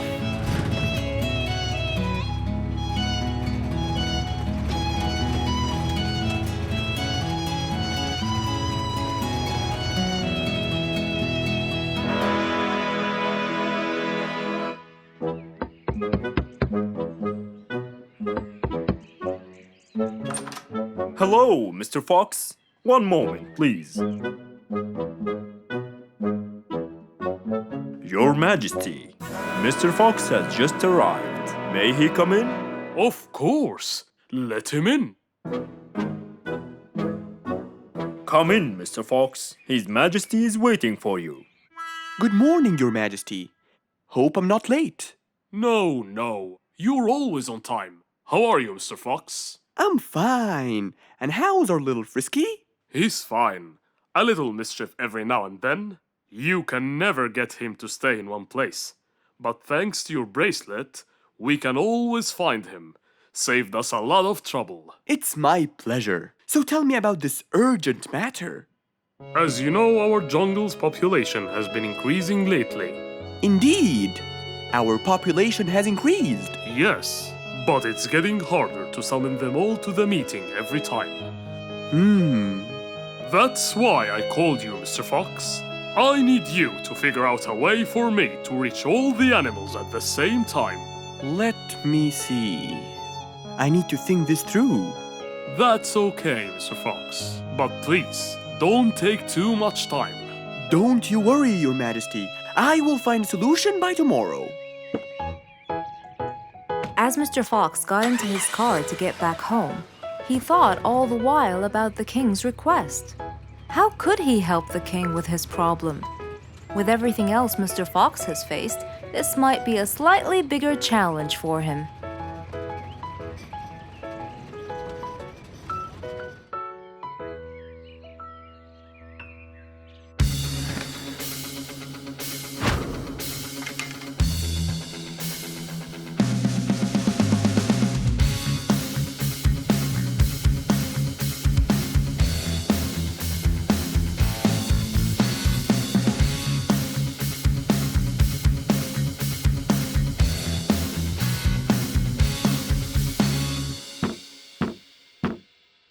This is more challenging than I thought. Maybe a short break will help. Mr. Fox went back to his house and sat on his sofa. Since he can't think anymore about the king's request, he thought it would be great just to relax and watch his favorite TV show. Everything was peaceful and quiet. But then suddenly, I got it! Mr. Fox rushed back to his workshop. He quickly designed a new device. He carried the new device to his car, and off he went to King Rorik's place.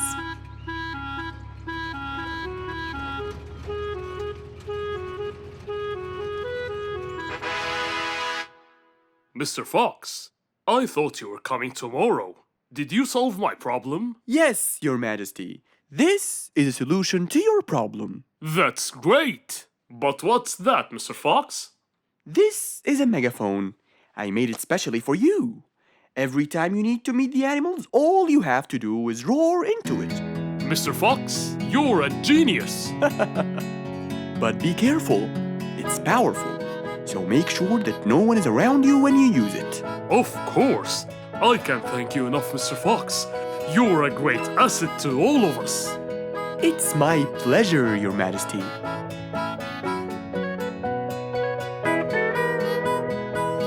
Goodbye, Mr. Fox. Mr. Fox got into his car and waved goodbye to the king. He was feeling happy and pleased. The problem was now solved, and he was able to help out a friend once more.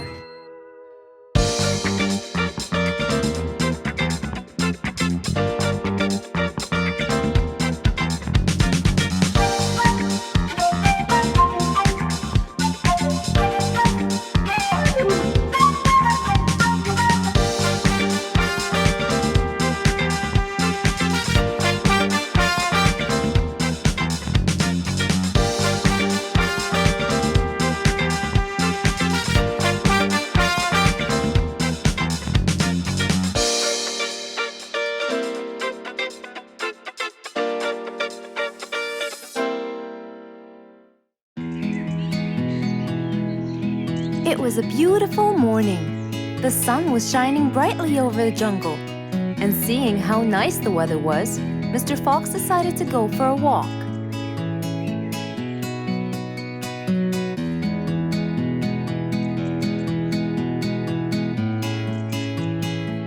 The birds were twittering, the bees were humming, and the flowers smelled pretty.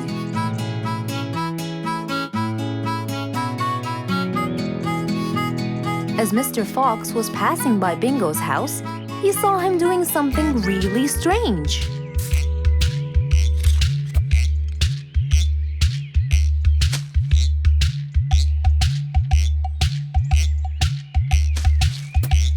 Bingo! What are you doing? I'm storing my favorite fruits to eat during the winter. But you can't just bury them. They'll soon rot. But what can I do, Mr. Fox? They only grow in the summer, and I love to eat them so much. Mr. Fox thought about it for a while. What could he do to help Bingo?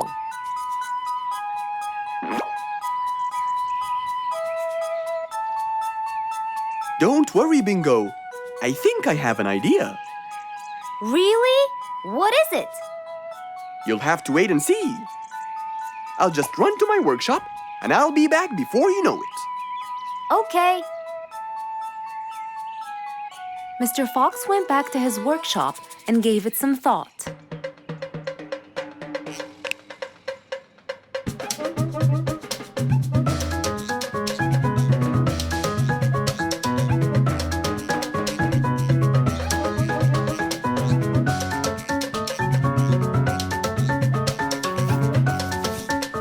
After calculating all the details, he started to gather the things that he needed.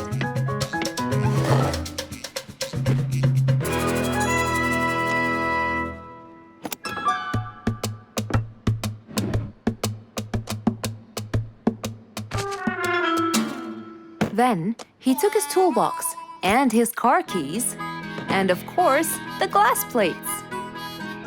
He put them all in his car and was on his way.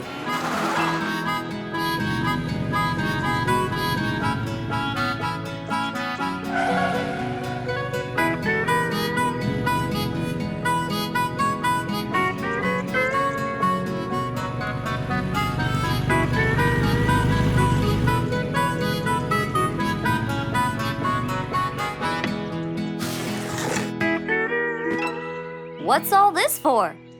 It's a surprise. I can't wait!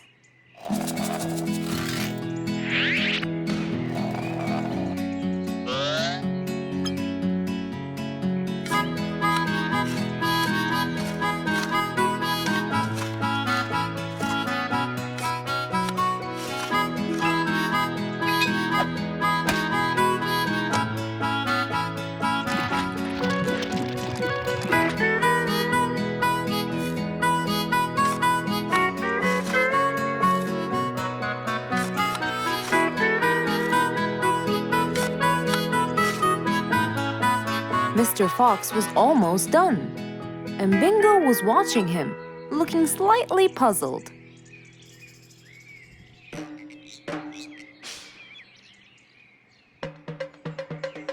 Here you go.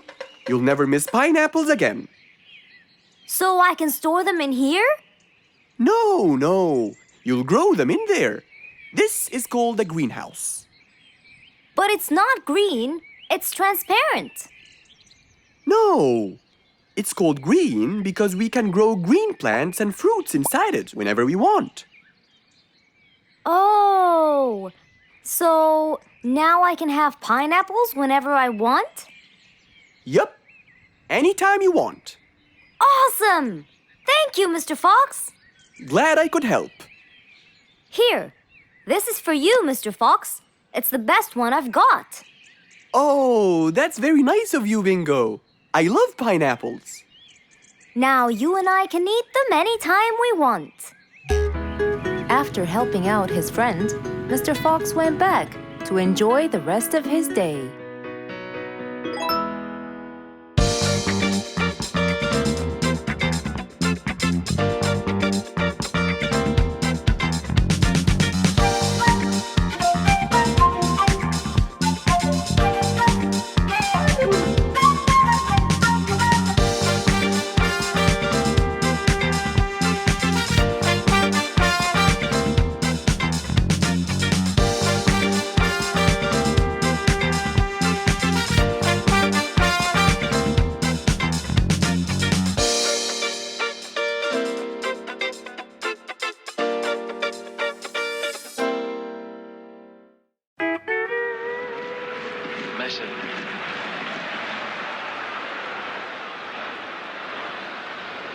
Messi. Yeah! Juventus nearly through to half-time with a clean sheet intact for this remodeled back line. But then they gave Lionel Messi just a little bit of space. Hello? Who is it? It's Rorik, Mr. Fox. I have a huge problem. Please come immediately. I'll be right there. Okay, I'll bring my tools. Don't worry, Your Majesty. I'll come as fast as I can. So, without a moment to lose, Mr. Fox got dressed, put his toolbox in his car, then he drove off in a hurry.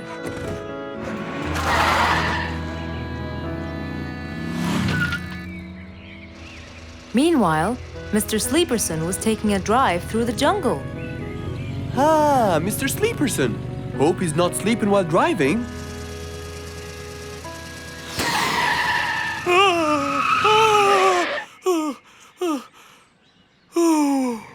Huh?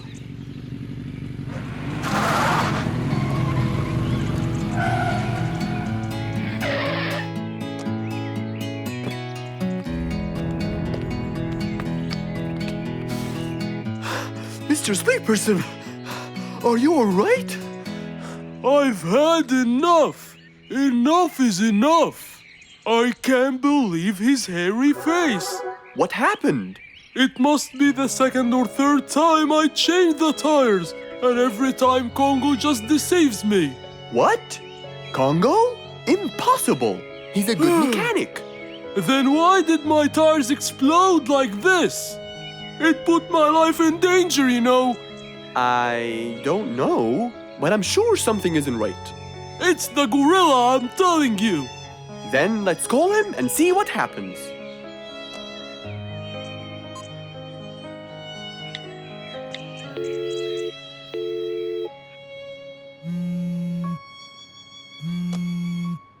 Hello, Mr. Fox. Hello, Congo.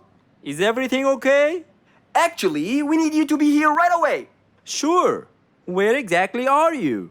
Route 65. Please hurry, Congo. We'll be waiting for you. I'll be right there.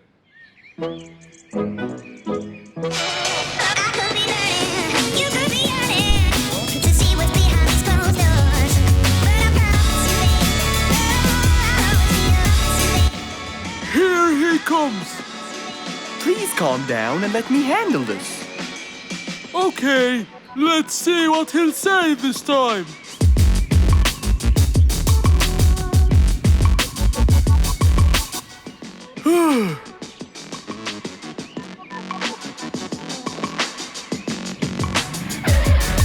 Hello, Mr. Fox. Hello, Congo. What happened, Mr. Fox? You got me worried. Is it true you sold these tires to Mr. Sleeperson? Yes, that's right. What happened then?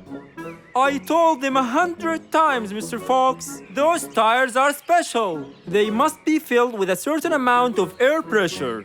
But he always sleeps and forgets. Ah, so that's why. You see, Mr. Sleeper? Huh?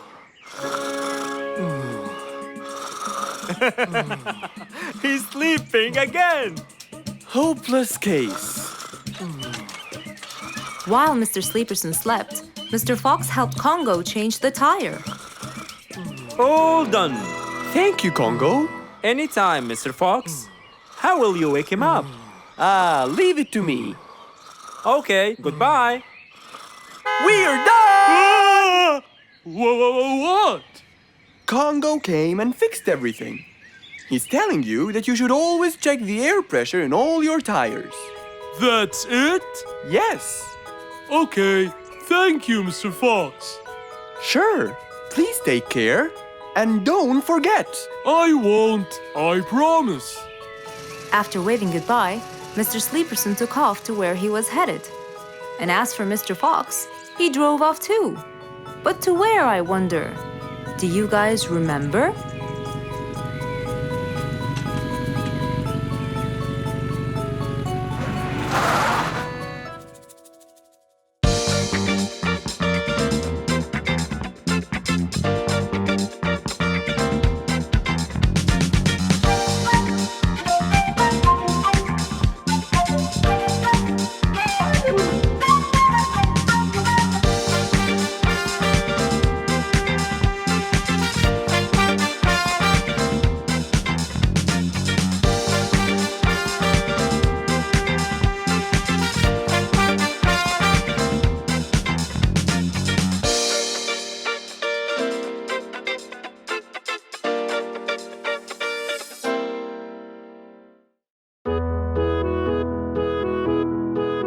Mr. Fox was known for his kindness in helping others.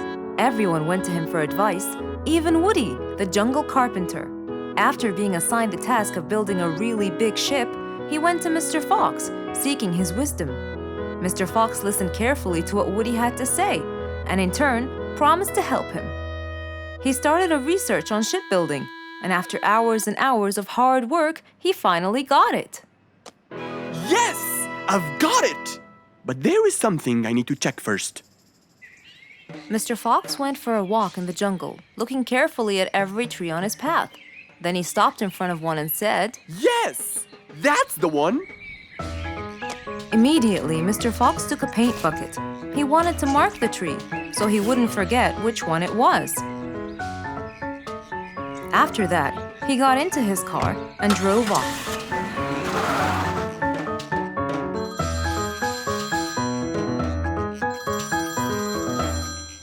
When he got home, he called Woody to tell him that he had found the perfect solution to his problem. It only took a few minutes before... Oh, Woody, right on time. Come on, Mr. Fox, tell me. Okie dokie, come in. I finally figured it out. I never doubted you, Mr. Fox. I was sure you'd be the one to help me find an answer to my problem. Oh, don't mention it. Here you go. These are blueprints. They're guidelines that will help you learn how to build the ship easily. Woody started reading the blueprints thoroughly. He knew most of what was written in it, so he looked up and said, It's a lot easier than I thought. Thank you so much, Mr. Fox. Oh, but Mr. Fox, what about the materials that I'll need to build it? Here's a list of all the materials you'll need. And what about the kind of wood I should use, Mr. Fox? I did extensive reading, and I found out that our ancestors were famous for using teak in the process of building ships, as it's really stiff, strong, and it can also be shaped to have wide planks, which would help the ship to withstand the waves of the sea. But I know you don't know what teak is. Not everyone does. But come along. I think it would be better to show you the tree I found earlier in the jungle.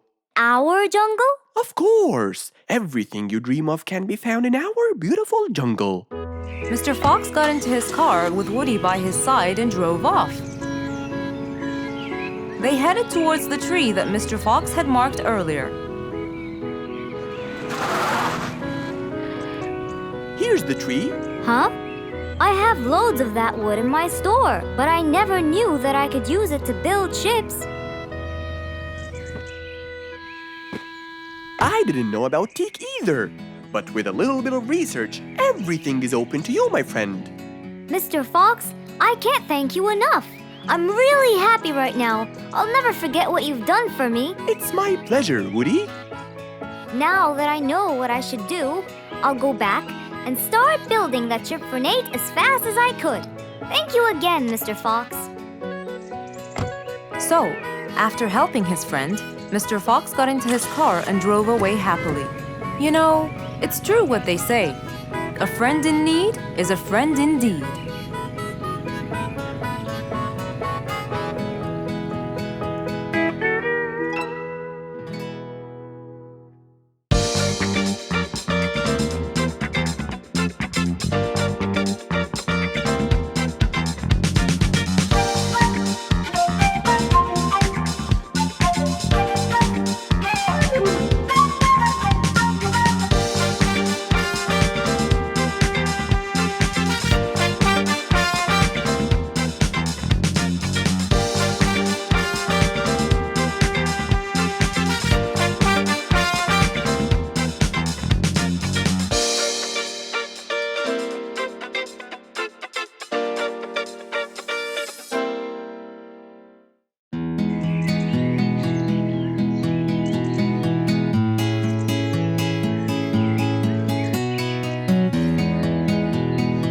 Spike the Dragon always bragged about how good he was at photography.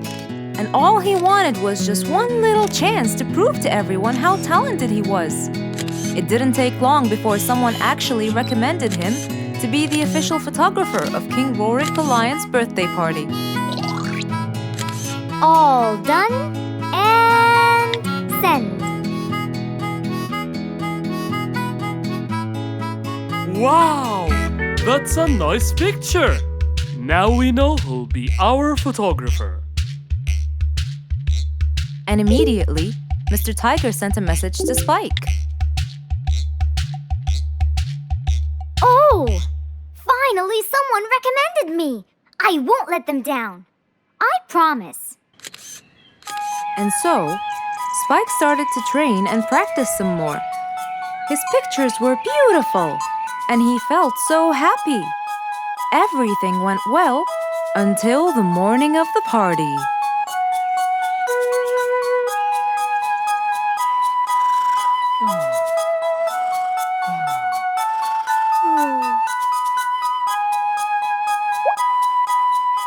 Oh, today's the day! Finally! Maybe I should train some more.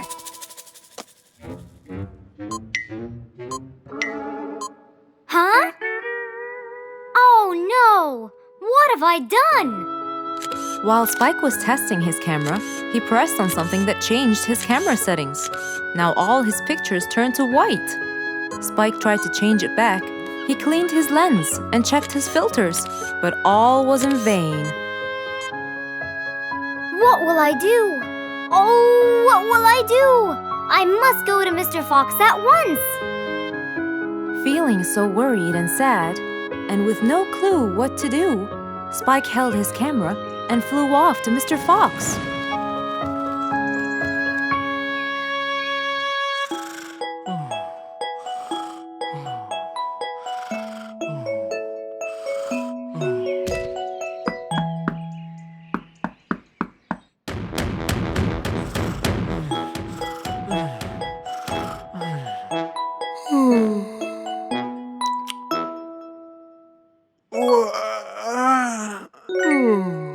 Who could it be this early?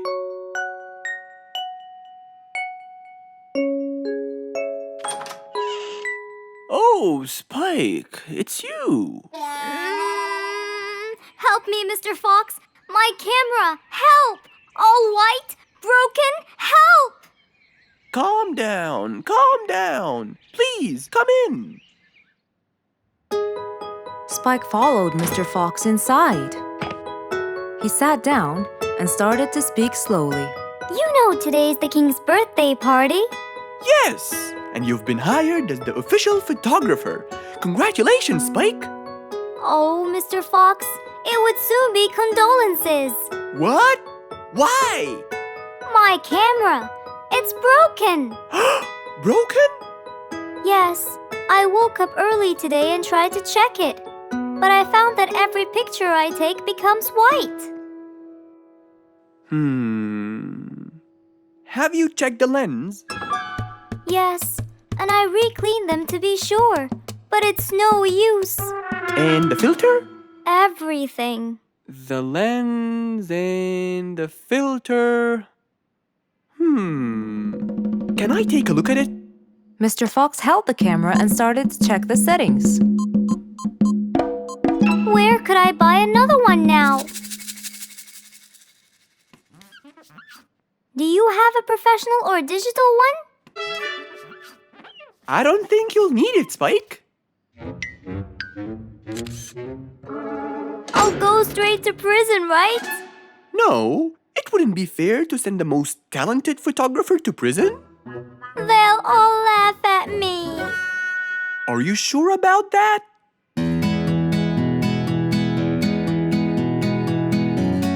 Mr. Fox took a picture with the camera and showed it to Spike, who couldn't believe his eyes.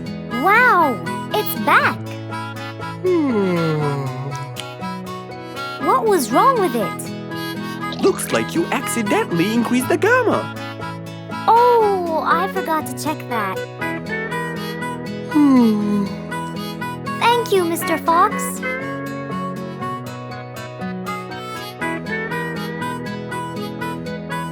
I'll go now. See you at the party. That would be awesome. With that, Spike walked out of Mr. Fox's place. He went back home with a smile on his face.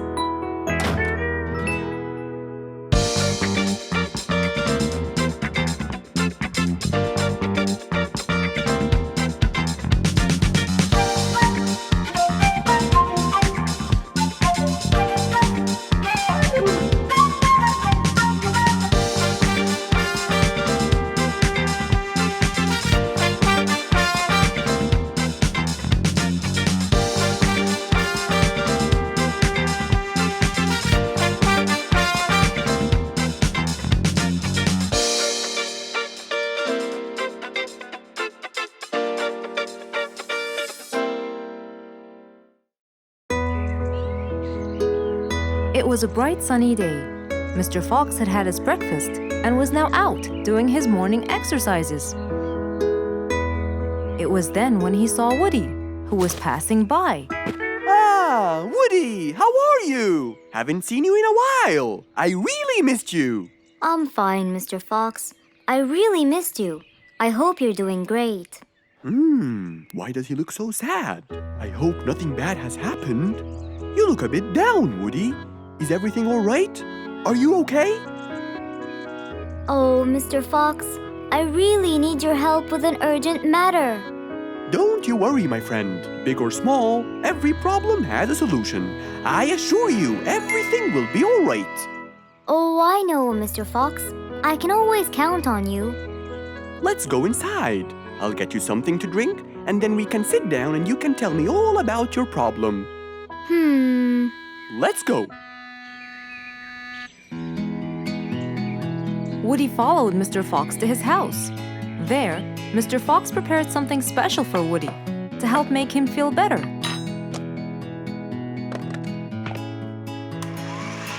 I made you some fresh orange juice. This will help you relax and cheer you up. Oh, you're very generous. I love orange juice. Thank you.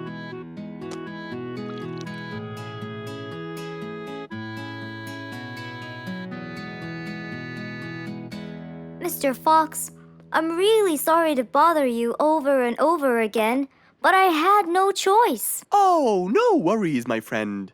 You know, Mr. Fox, I'm the jungle carpenter. My business has been growing recently, and now I have many customers.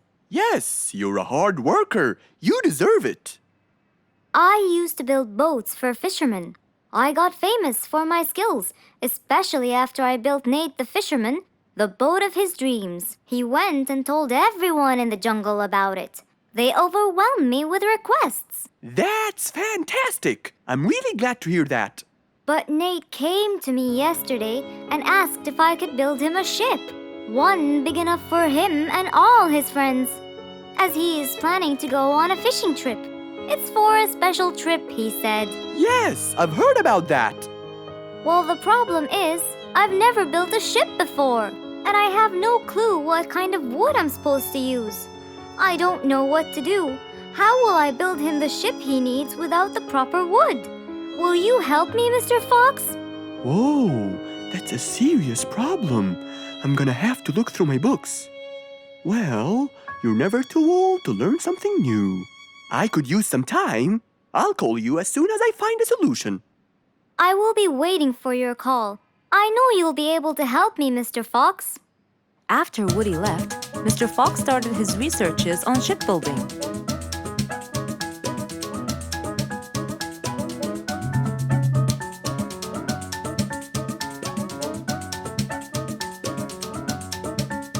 After hours and hours of hard work, he finally got it. Yes! I've got it! But what did he get? We'll find out in the next episode.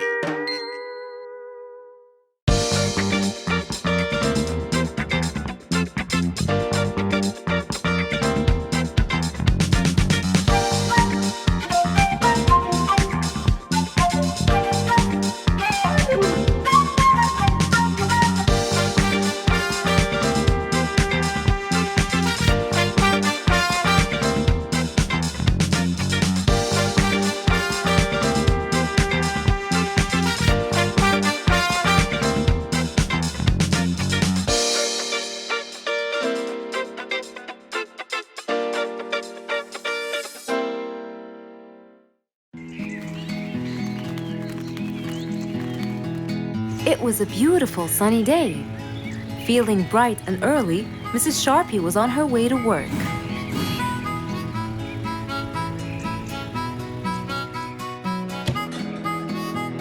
Good morning, Sharpie. Good morning, Emma. You're looking good today, Sharpie. Thank you.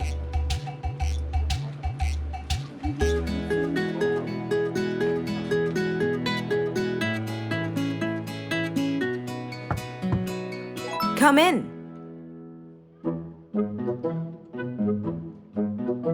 Good morning, Mrs. Susan. Oh, good morning, Sharpie. Today's gonna be a special day. I hope so, but why? Well, we have more packages that need to be delivered to their owners on time. And there's a special package for the king. I'm on it, Mrs. Susan. After piling them all up, Mrs. Sharpie went to deliver the packages.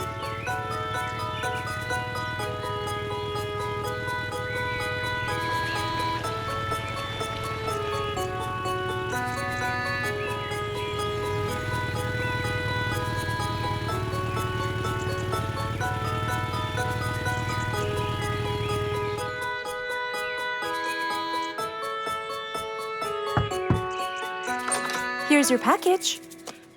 Thank you, Sharpie. Just in time. Looks like delivering the next one is gonna take some time. After safely delivering the package to Mr. Camel, Mrs. Sharpie took off to the opposite side of the jungle to deliver a package for Mrs. Deer.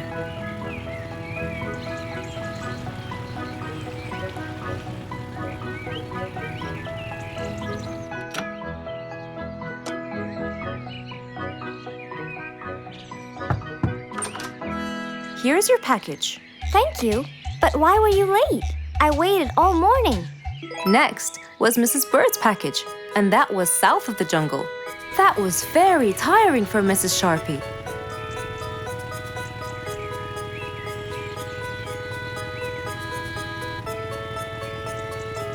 Mrs. Bird!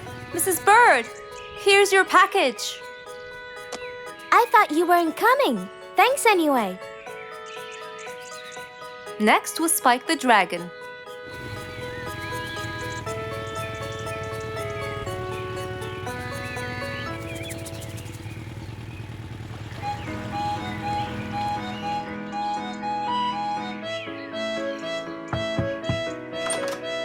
Here's your package. I never thought you'd be late. Oh no! It's the last package I'm delivering today. I hope the king is not too upset that I'm late.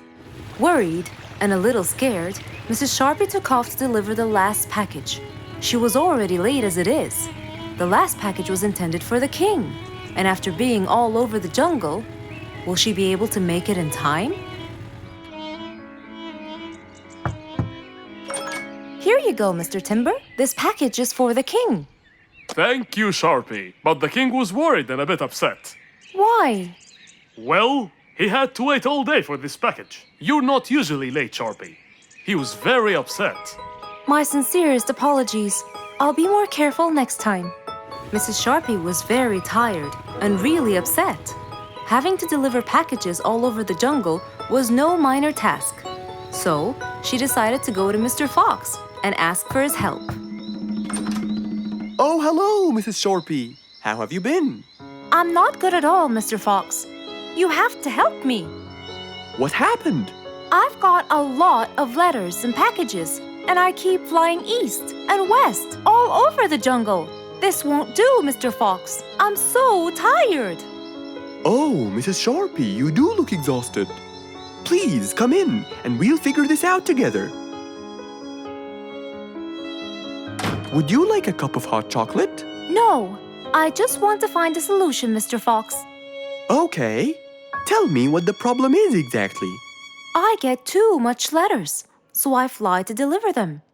I find that the first letter should be delivered to the western part of the jungle, so I fly and deliver it, just to find that the next one is in the eastern part of the jungle. And when I fly and deliver it there, I find that the one after it is in the north. And after that, it's west again. And it's all driving me crazy. Calm down, Mrs. Sharpie. There must be a solution to all of this. That's why I came to you. I kept thinking and thinking, but they come in packages, and I must deliver them all in one day. So how can I do that? Don't worry, Mrs. Sharpie. We'll sort this out. Sort? Sort! That's it! Why don't you sort them out from the very beginning, Mrs. Sharpie? What do you mean by sorting them out? I mean, first, you should read the addresses and sort all the letters that should be delivered north together, and those that should be delivered east together, and so on. And then I'd finish all the north letters together, and the east, and then the south, and then the west, right? Precisely. That's a great idea, Mr. Fox. Thank you so much. Wait, where are you going? I have letters to sort out. Thank you, Mr. Fox. Glad I was able to help you, Mrs. Sharpie. Goodbye.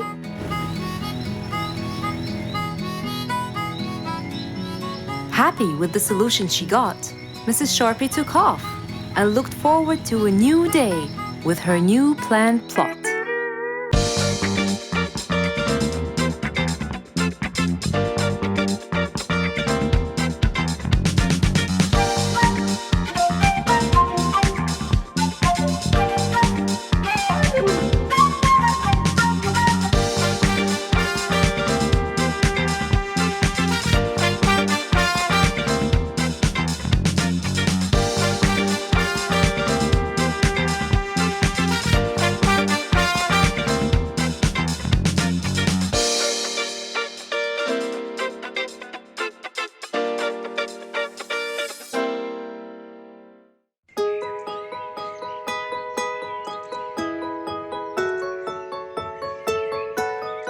Beatrice was a little energetic bee.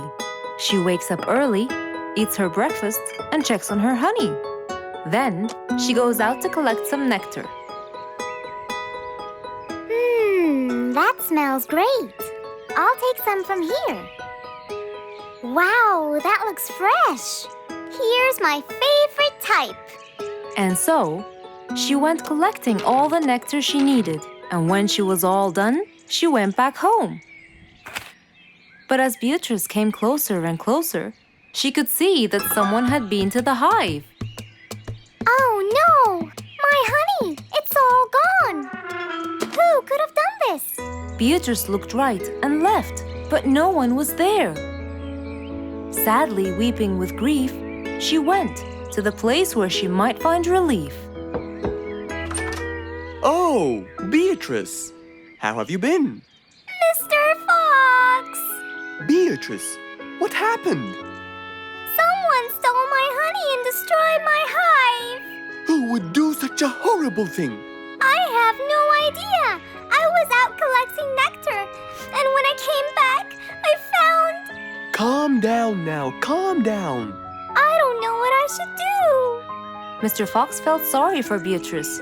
He kept thinking of a way to prevent this from happening again. Aha! I got it! You know who did this? No, but I can prevent this from happening again. Really? Really? Come with me.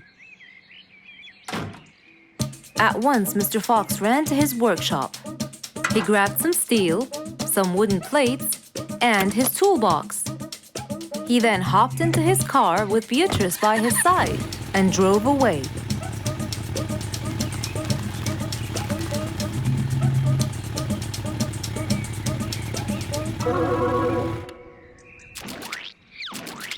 Oh, See? I told you. It's a complete disaster. you were right. But don't worry, everything will be okay now.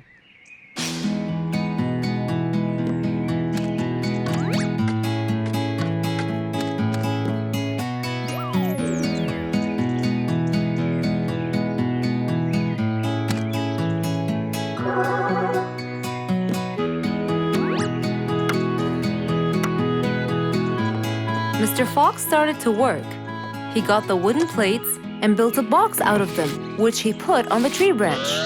Then he surrounded the box with steel. He made sure the nails went in properly and made a door for little Beatrice. Now, all done.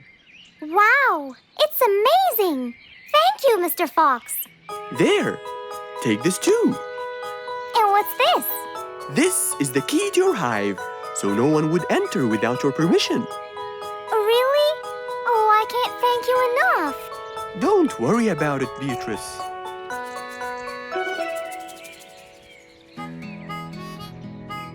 Here, Mr. Fox. This is for you. What's this? It's one of my delicious honey jars. It's the best kind I've got. Oh, you didn't have to. Well, thank you, Beatrice. And as Mr. Fox drove away, he thought that this was the perfect end to the day.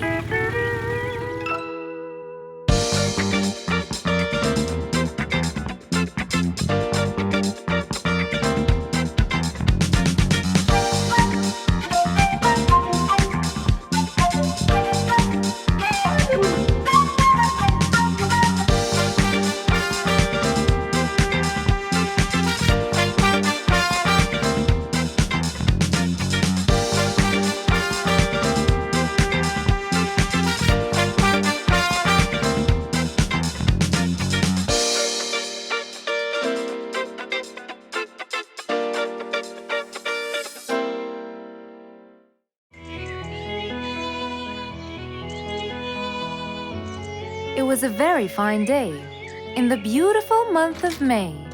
Mr. Fox decided to go for a walk. So, without further delay, he was on his way.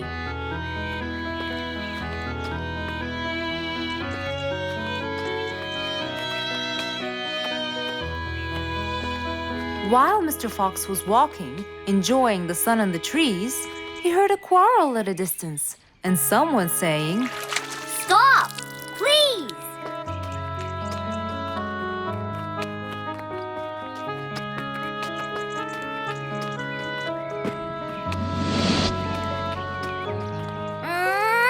What? Can't a monkey enjoy a spring nap in peace? Nap somewhere else. I don't care. Excuse me? You splash somewhere else. You've got the whole ocean. That's more than enough room. What's going on here? I like it here, and I'm going to stay. You stink! Bingo? Bite me. Bubbles? I gobble you up, but I prefer a healthy diet. What's the matter with you two? I'm calm and happy. I'm just simply awesome. Mr. Fox, can you believe her? Honestly, I don't believe the fact that you two are fighting in this lovely weather. You tell him, Mr. Fox. Such a gloomy monkey. All I want to do is take a nap. Such a gloomy monkey, such a gloomy monkey. Bubbles, stop that. What's your problem, Bingo? What can I say, Mr. Fox? I just wanted to nap on my hammock. But Bubbles kept splashing water all over me. And it's so irritating. As if it wasn't on purpose, Mr. Fox. I just wanted to enjoy spring my way. Can't I enjoy the weather however I please? Of course you can. But Mr. Fox! And you too should enjoy your spring nap as well, Bingo. Finally! That's right. Go enjoy your spring sleepiness some other place. Say what now? You know what? I've got the perfect solution to your problem. Really? Yes, and it's very simple. What is it, Mr. Fox? Wait here for a second. Don't splash water for a short while, okay? Fine.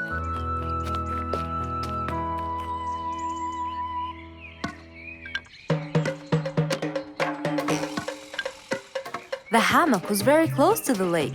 That's why Bingo got water all over him every time Bubbles splashed. But Mr. Fox wasn't gonna let them fight. He had the perfect solution for both their plights. What are you doing, Mr. Fox? Wait and see for yourself.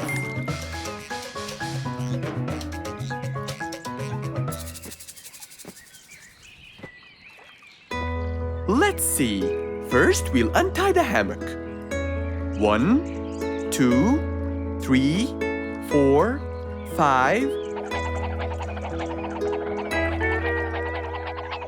Now, we'll go a few more steps up and tie the hammock again.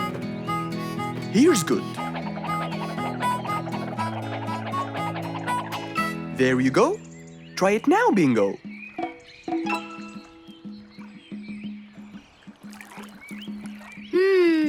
Very comfortable, Mr. Fox. I love it. And the air up here makes me sleepier. Bubbles, give me your biggest splash.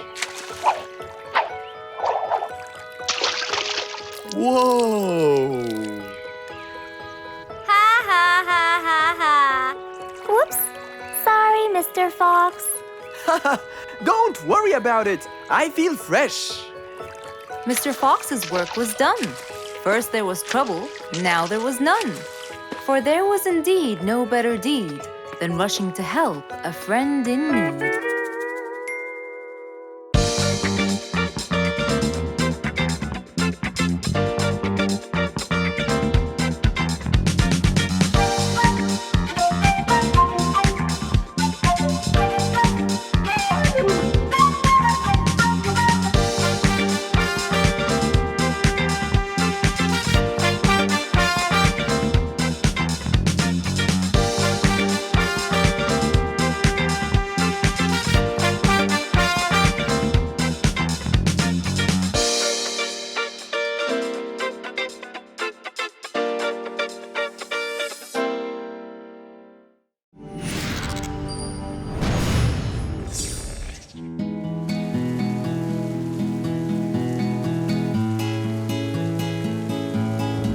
one stormy winter night, when most of the animals stayed warm in their beds and turned off the lights.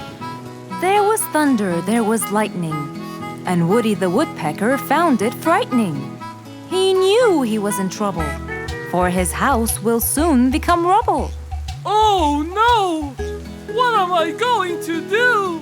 I better go to Mr. Fox before things get worse.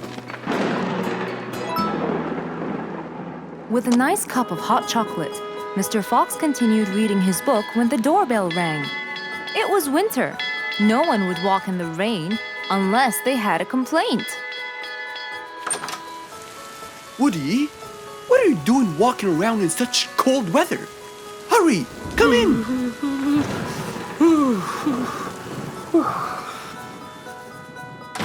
Mr. Fox, I know it's cold, and I'm sure my problems will make you feel bored, but I need your help. Of course. Don't worry. Have a seat, Woody, and I'll get you a hot drink. It must have been terrible to go out in that storm. Okay, thank you, Mr. Fox. So, what exactly is your problem? My roof, it gets ruined by the rain. Oh, I keep fixing it every now and then, but now, every winter is a nightmare. here you go, Woody. Thank you, Mr. Fox. So tell me, what happened to your roof? The rain makes it damp. Sometimes I fear it gets too damp. It might fall. Oh, you're right. That's a serious problem. Well, will you help me? Mr. Fox knew he couldn't stop the rain, but he couldn't let Woody's efforts be in vain. There had to be another way. I have an idea. We need to guide the water off your roof. But how can we do that? Well, we need to visit the jungle shop. But first, we'll wait for the storm to pass.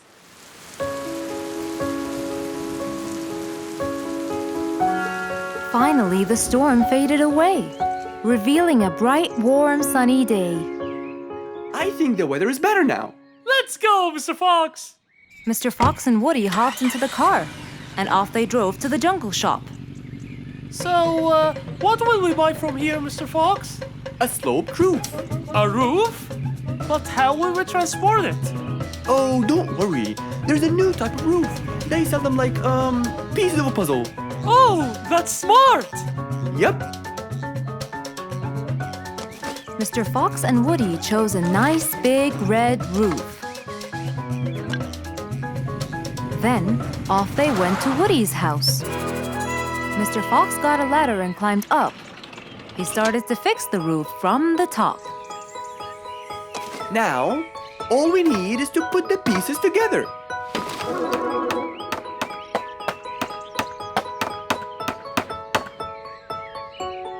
All done. I'm coming down. Wow, it looks great!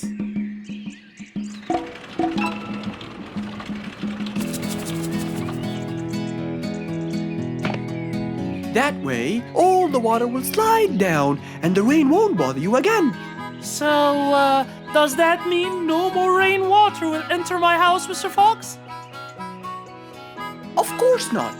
I guarantee it. Oh, I'm so happy! Thank you so much, Mr. Fox. Oh, it was nothing. We all like living in a dry, warm place in the winter.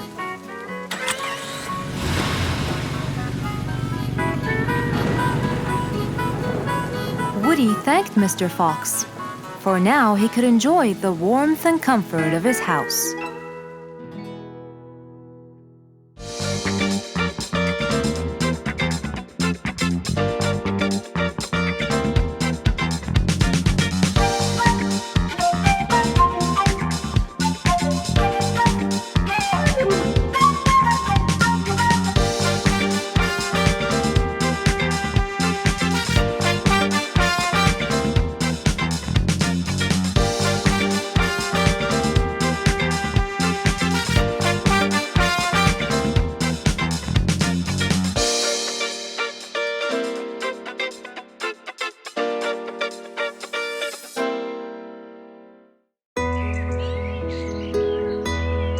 Just imagine if you woke up one day and all your food was gone.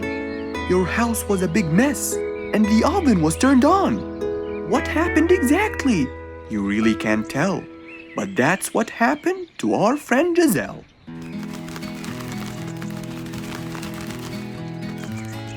It was a lovely morning, just like all others. But when Giselle arrived, she was burdened with troubles.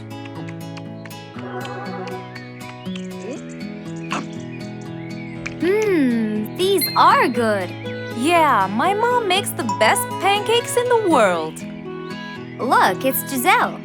Hey, Giselle, come join us. Have some of these delicious pancakes. Thanks. I'm not hungry. What's wrong, Giselle?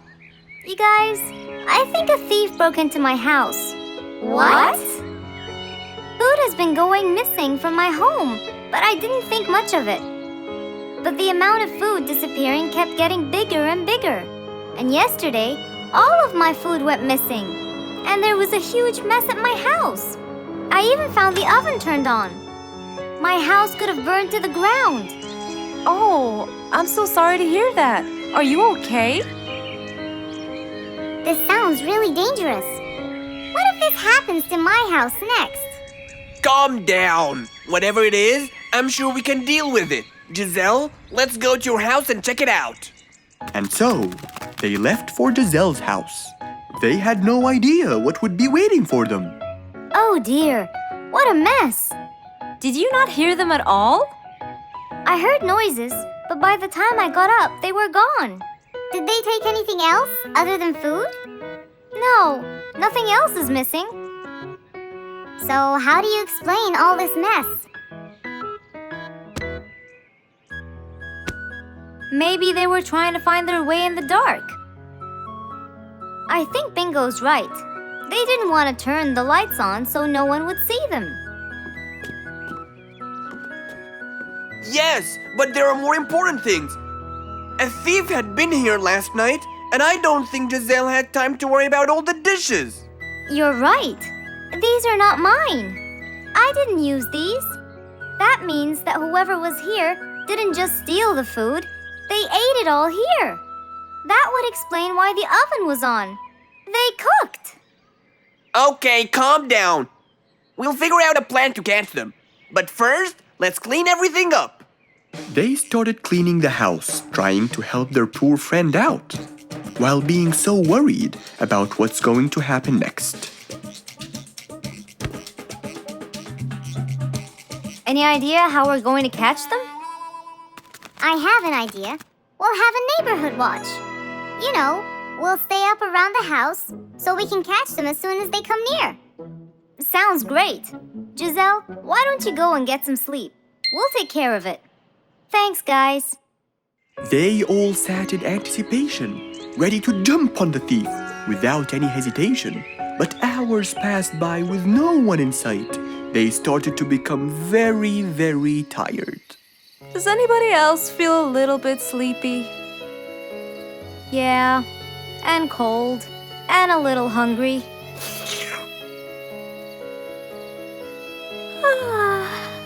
Parrot, do you see anyone from up there? No, no one's around. Guys, you can go home. I'll stay here for the rest of the night. I'm not tired.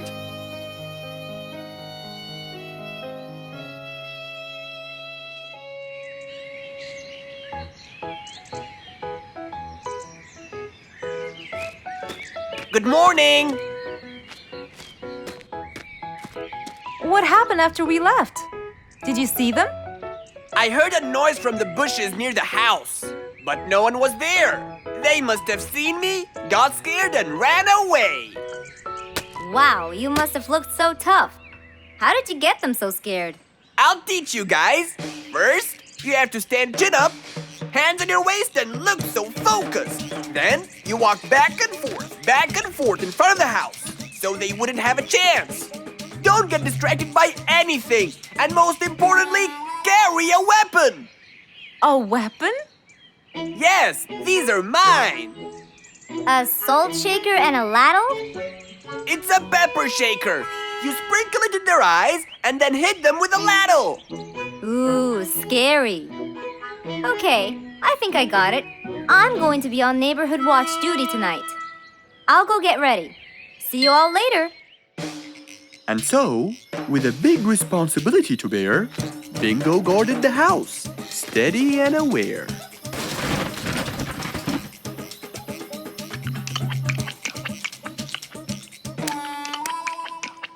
Zebra, what are you doing? What? Where am I? Giselle's house. What is that noise? Did you catch it? Yes, it's Zebra. He's been sleepwalking and eating all your food. Oh no! Giselle, I'm so sorry. I wasn't stealing your food. This happened before. I sleepwalk a lot. Don't be mad. I can't believe it's been you all along. That is so funny. You're not going to tell everyone about it, are you? If she doesn't, I will. I knew you couldn't scare a thief away with a ladle. You could!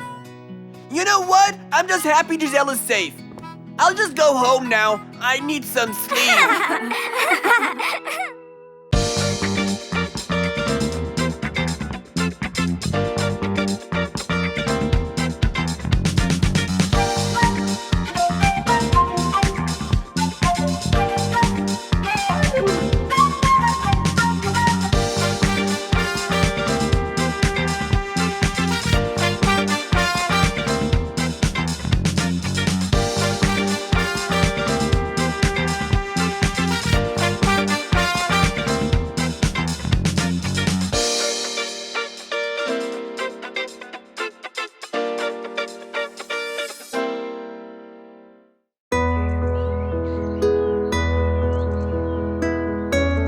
One bright sunny morning, as Mr. Fox was having his morning coffee and reading his newspaper in the balcony, his phone rang.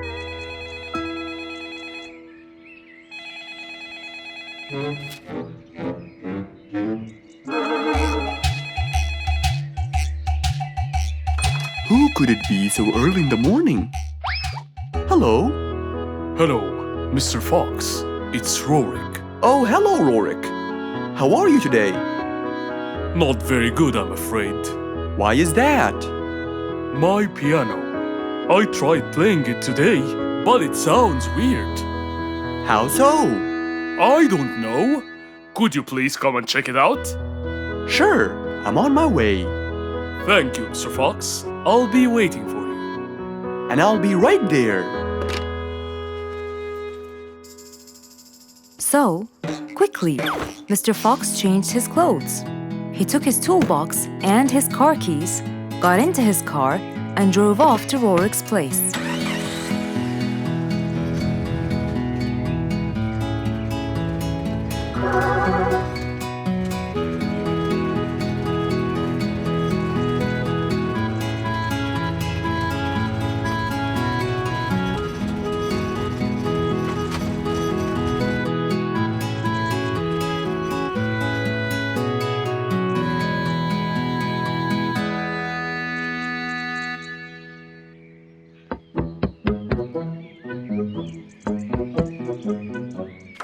Hello, Mr. Fox. One moment, please.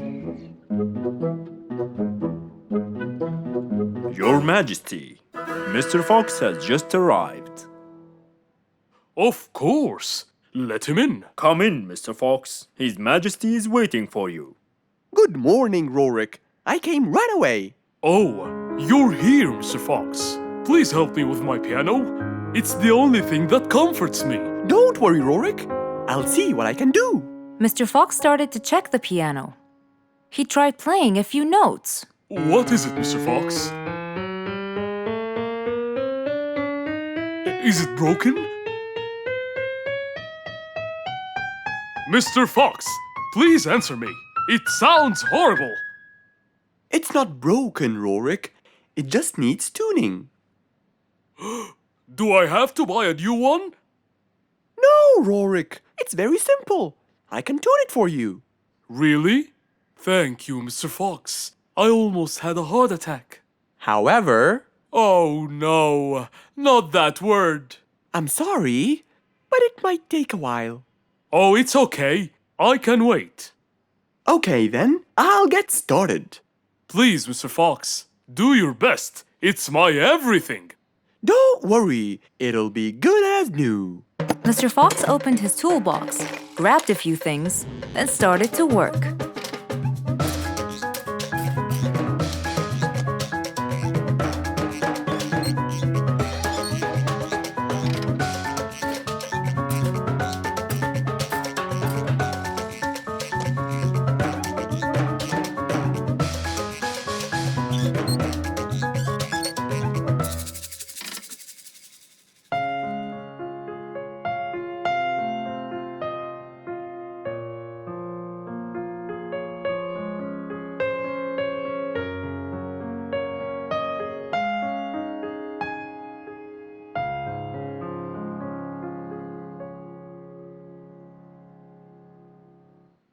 Beautiful. It sounds beautiful. Told you everything will be alright. I can't believe it. Thank you so much, Mr. Fox. Anytime, Rorik. And with that, Mr. Fox's work was all done. He waved goodbye and drove along happily. He had helped out a friend once more. For helping each other is everything you could ever wish for.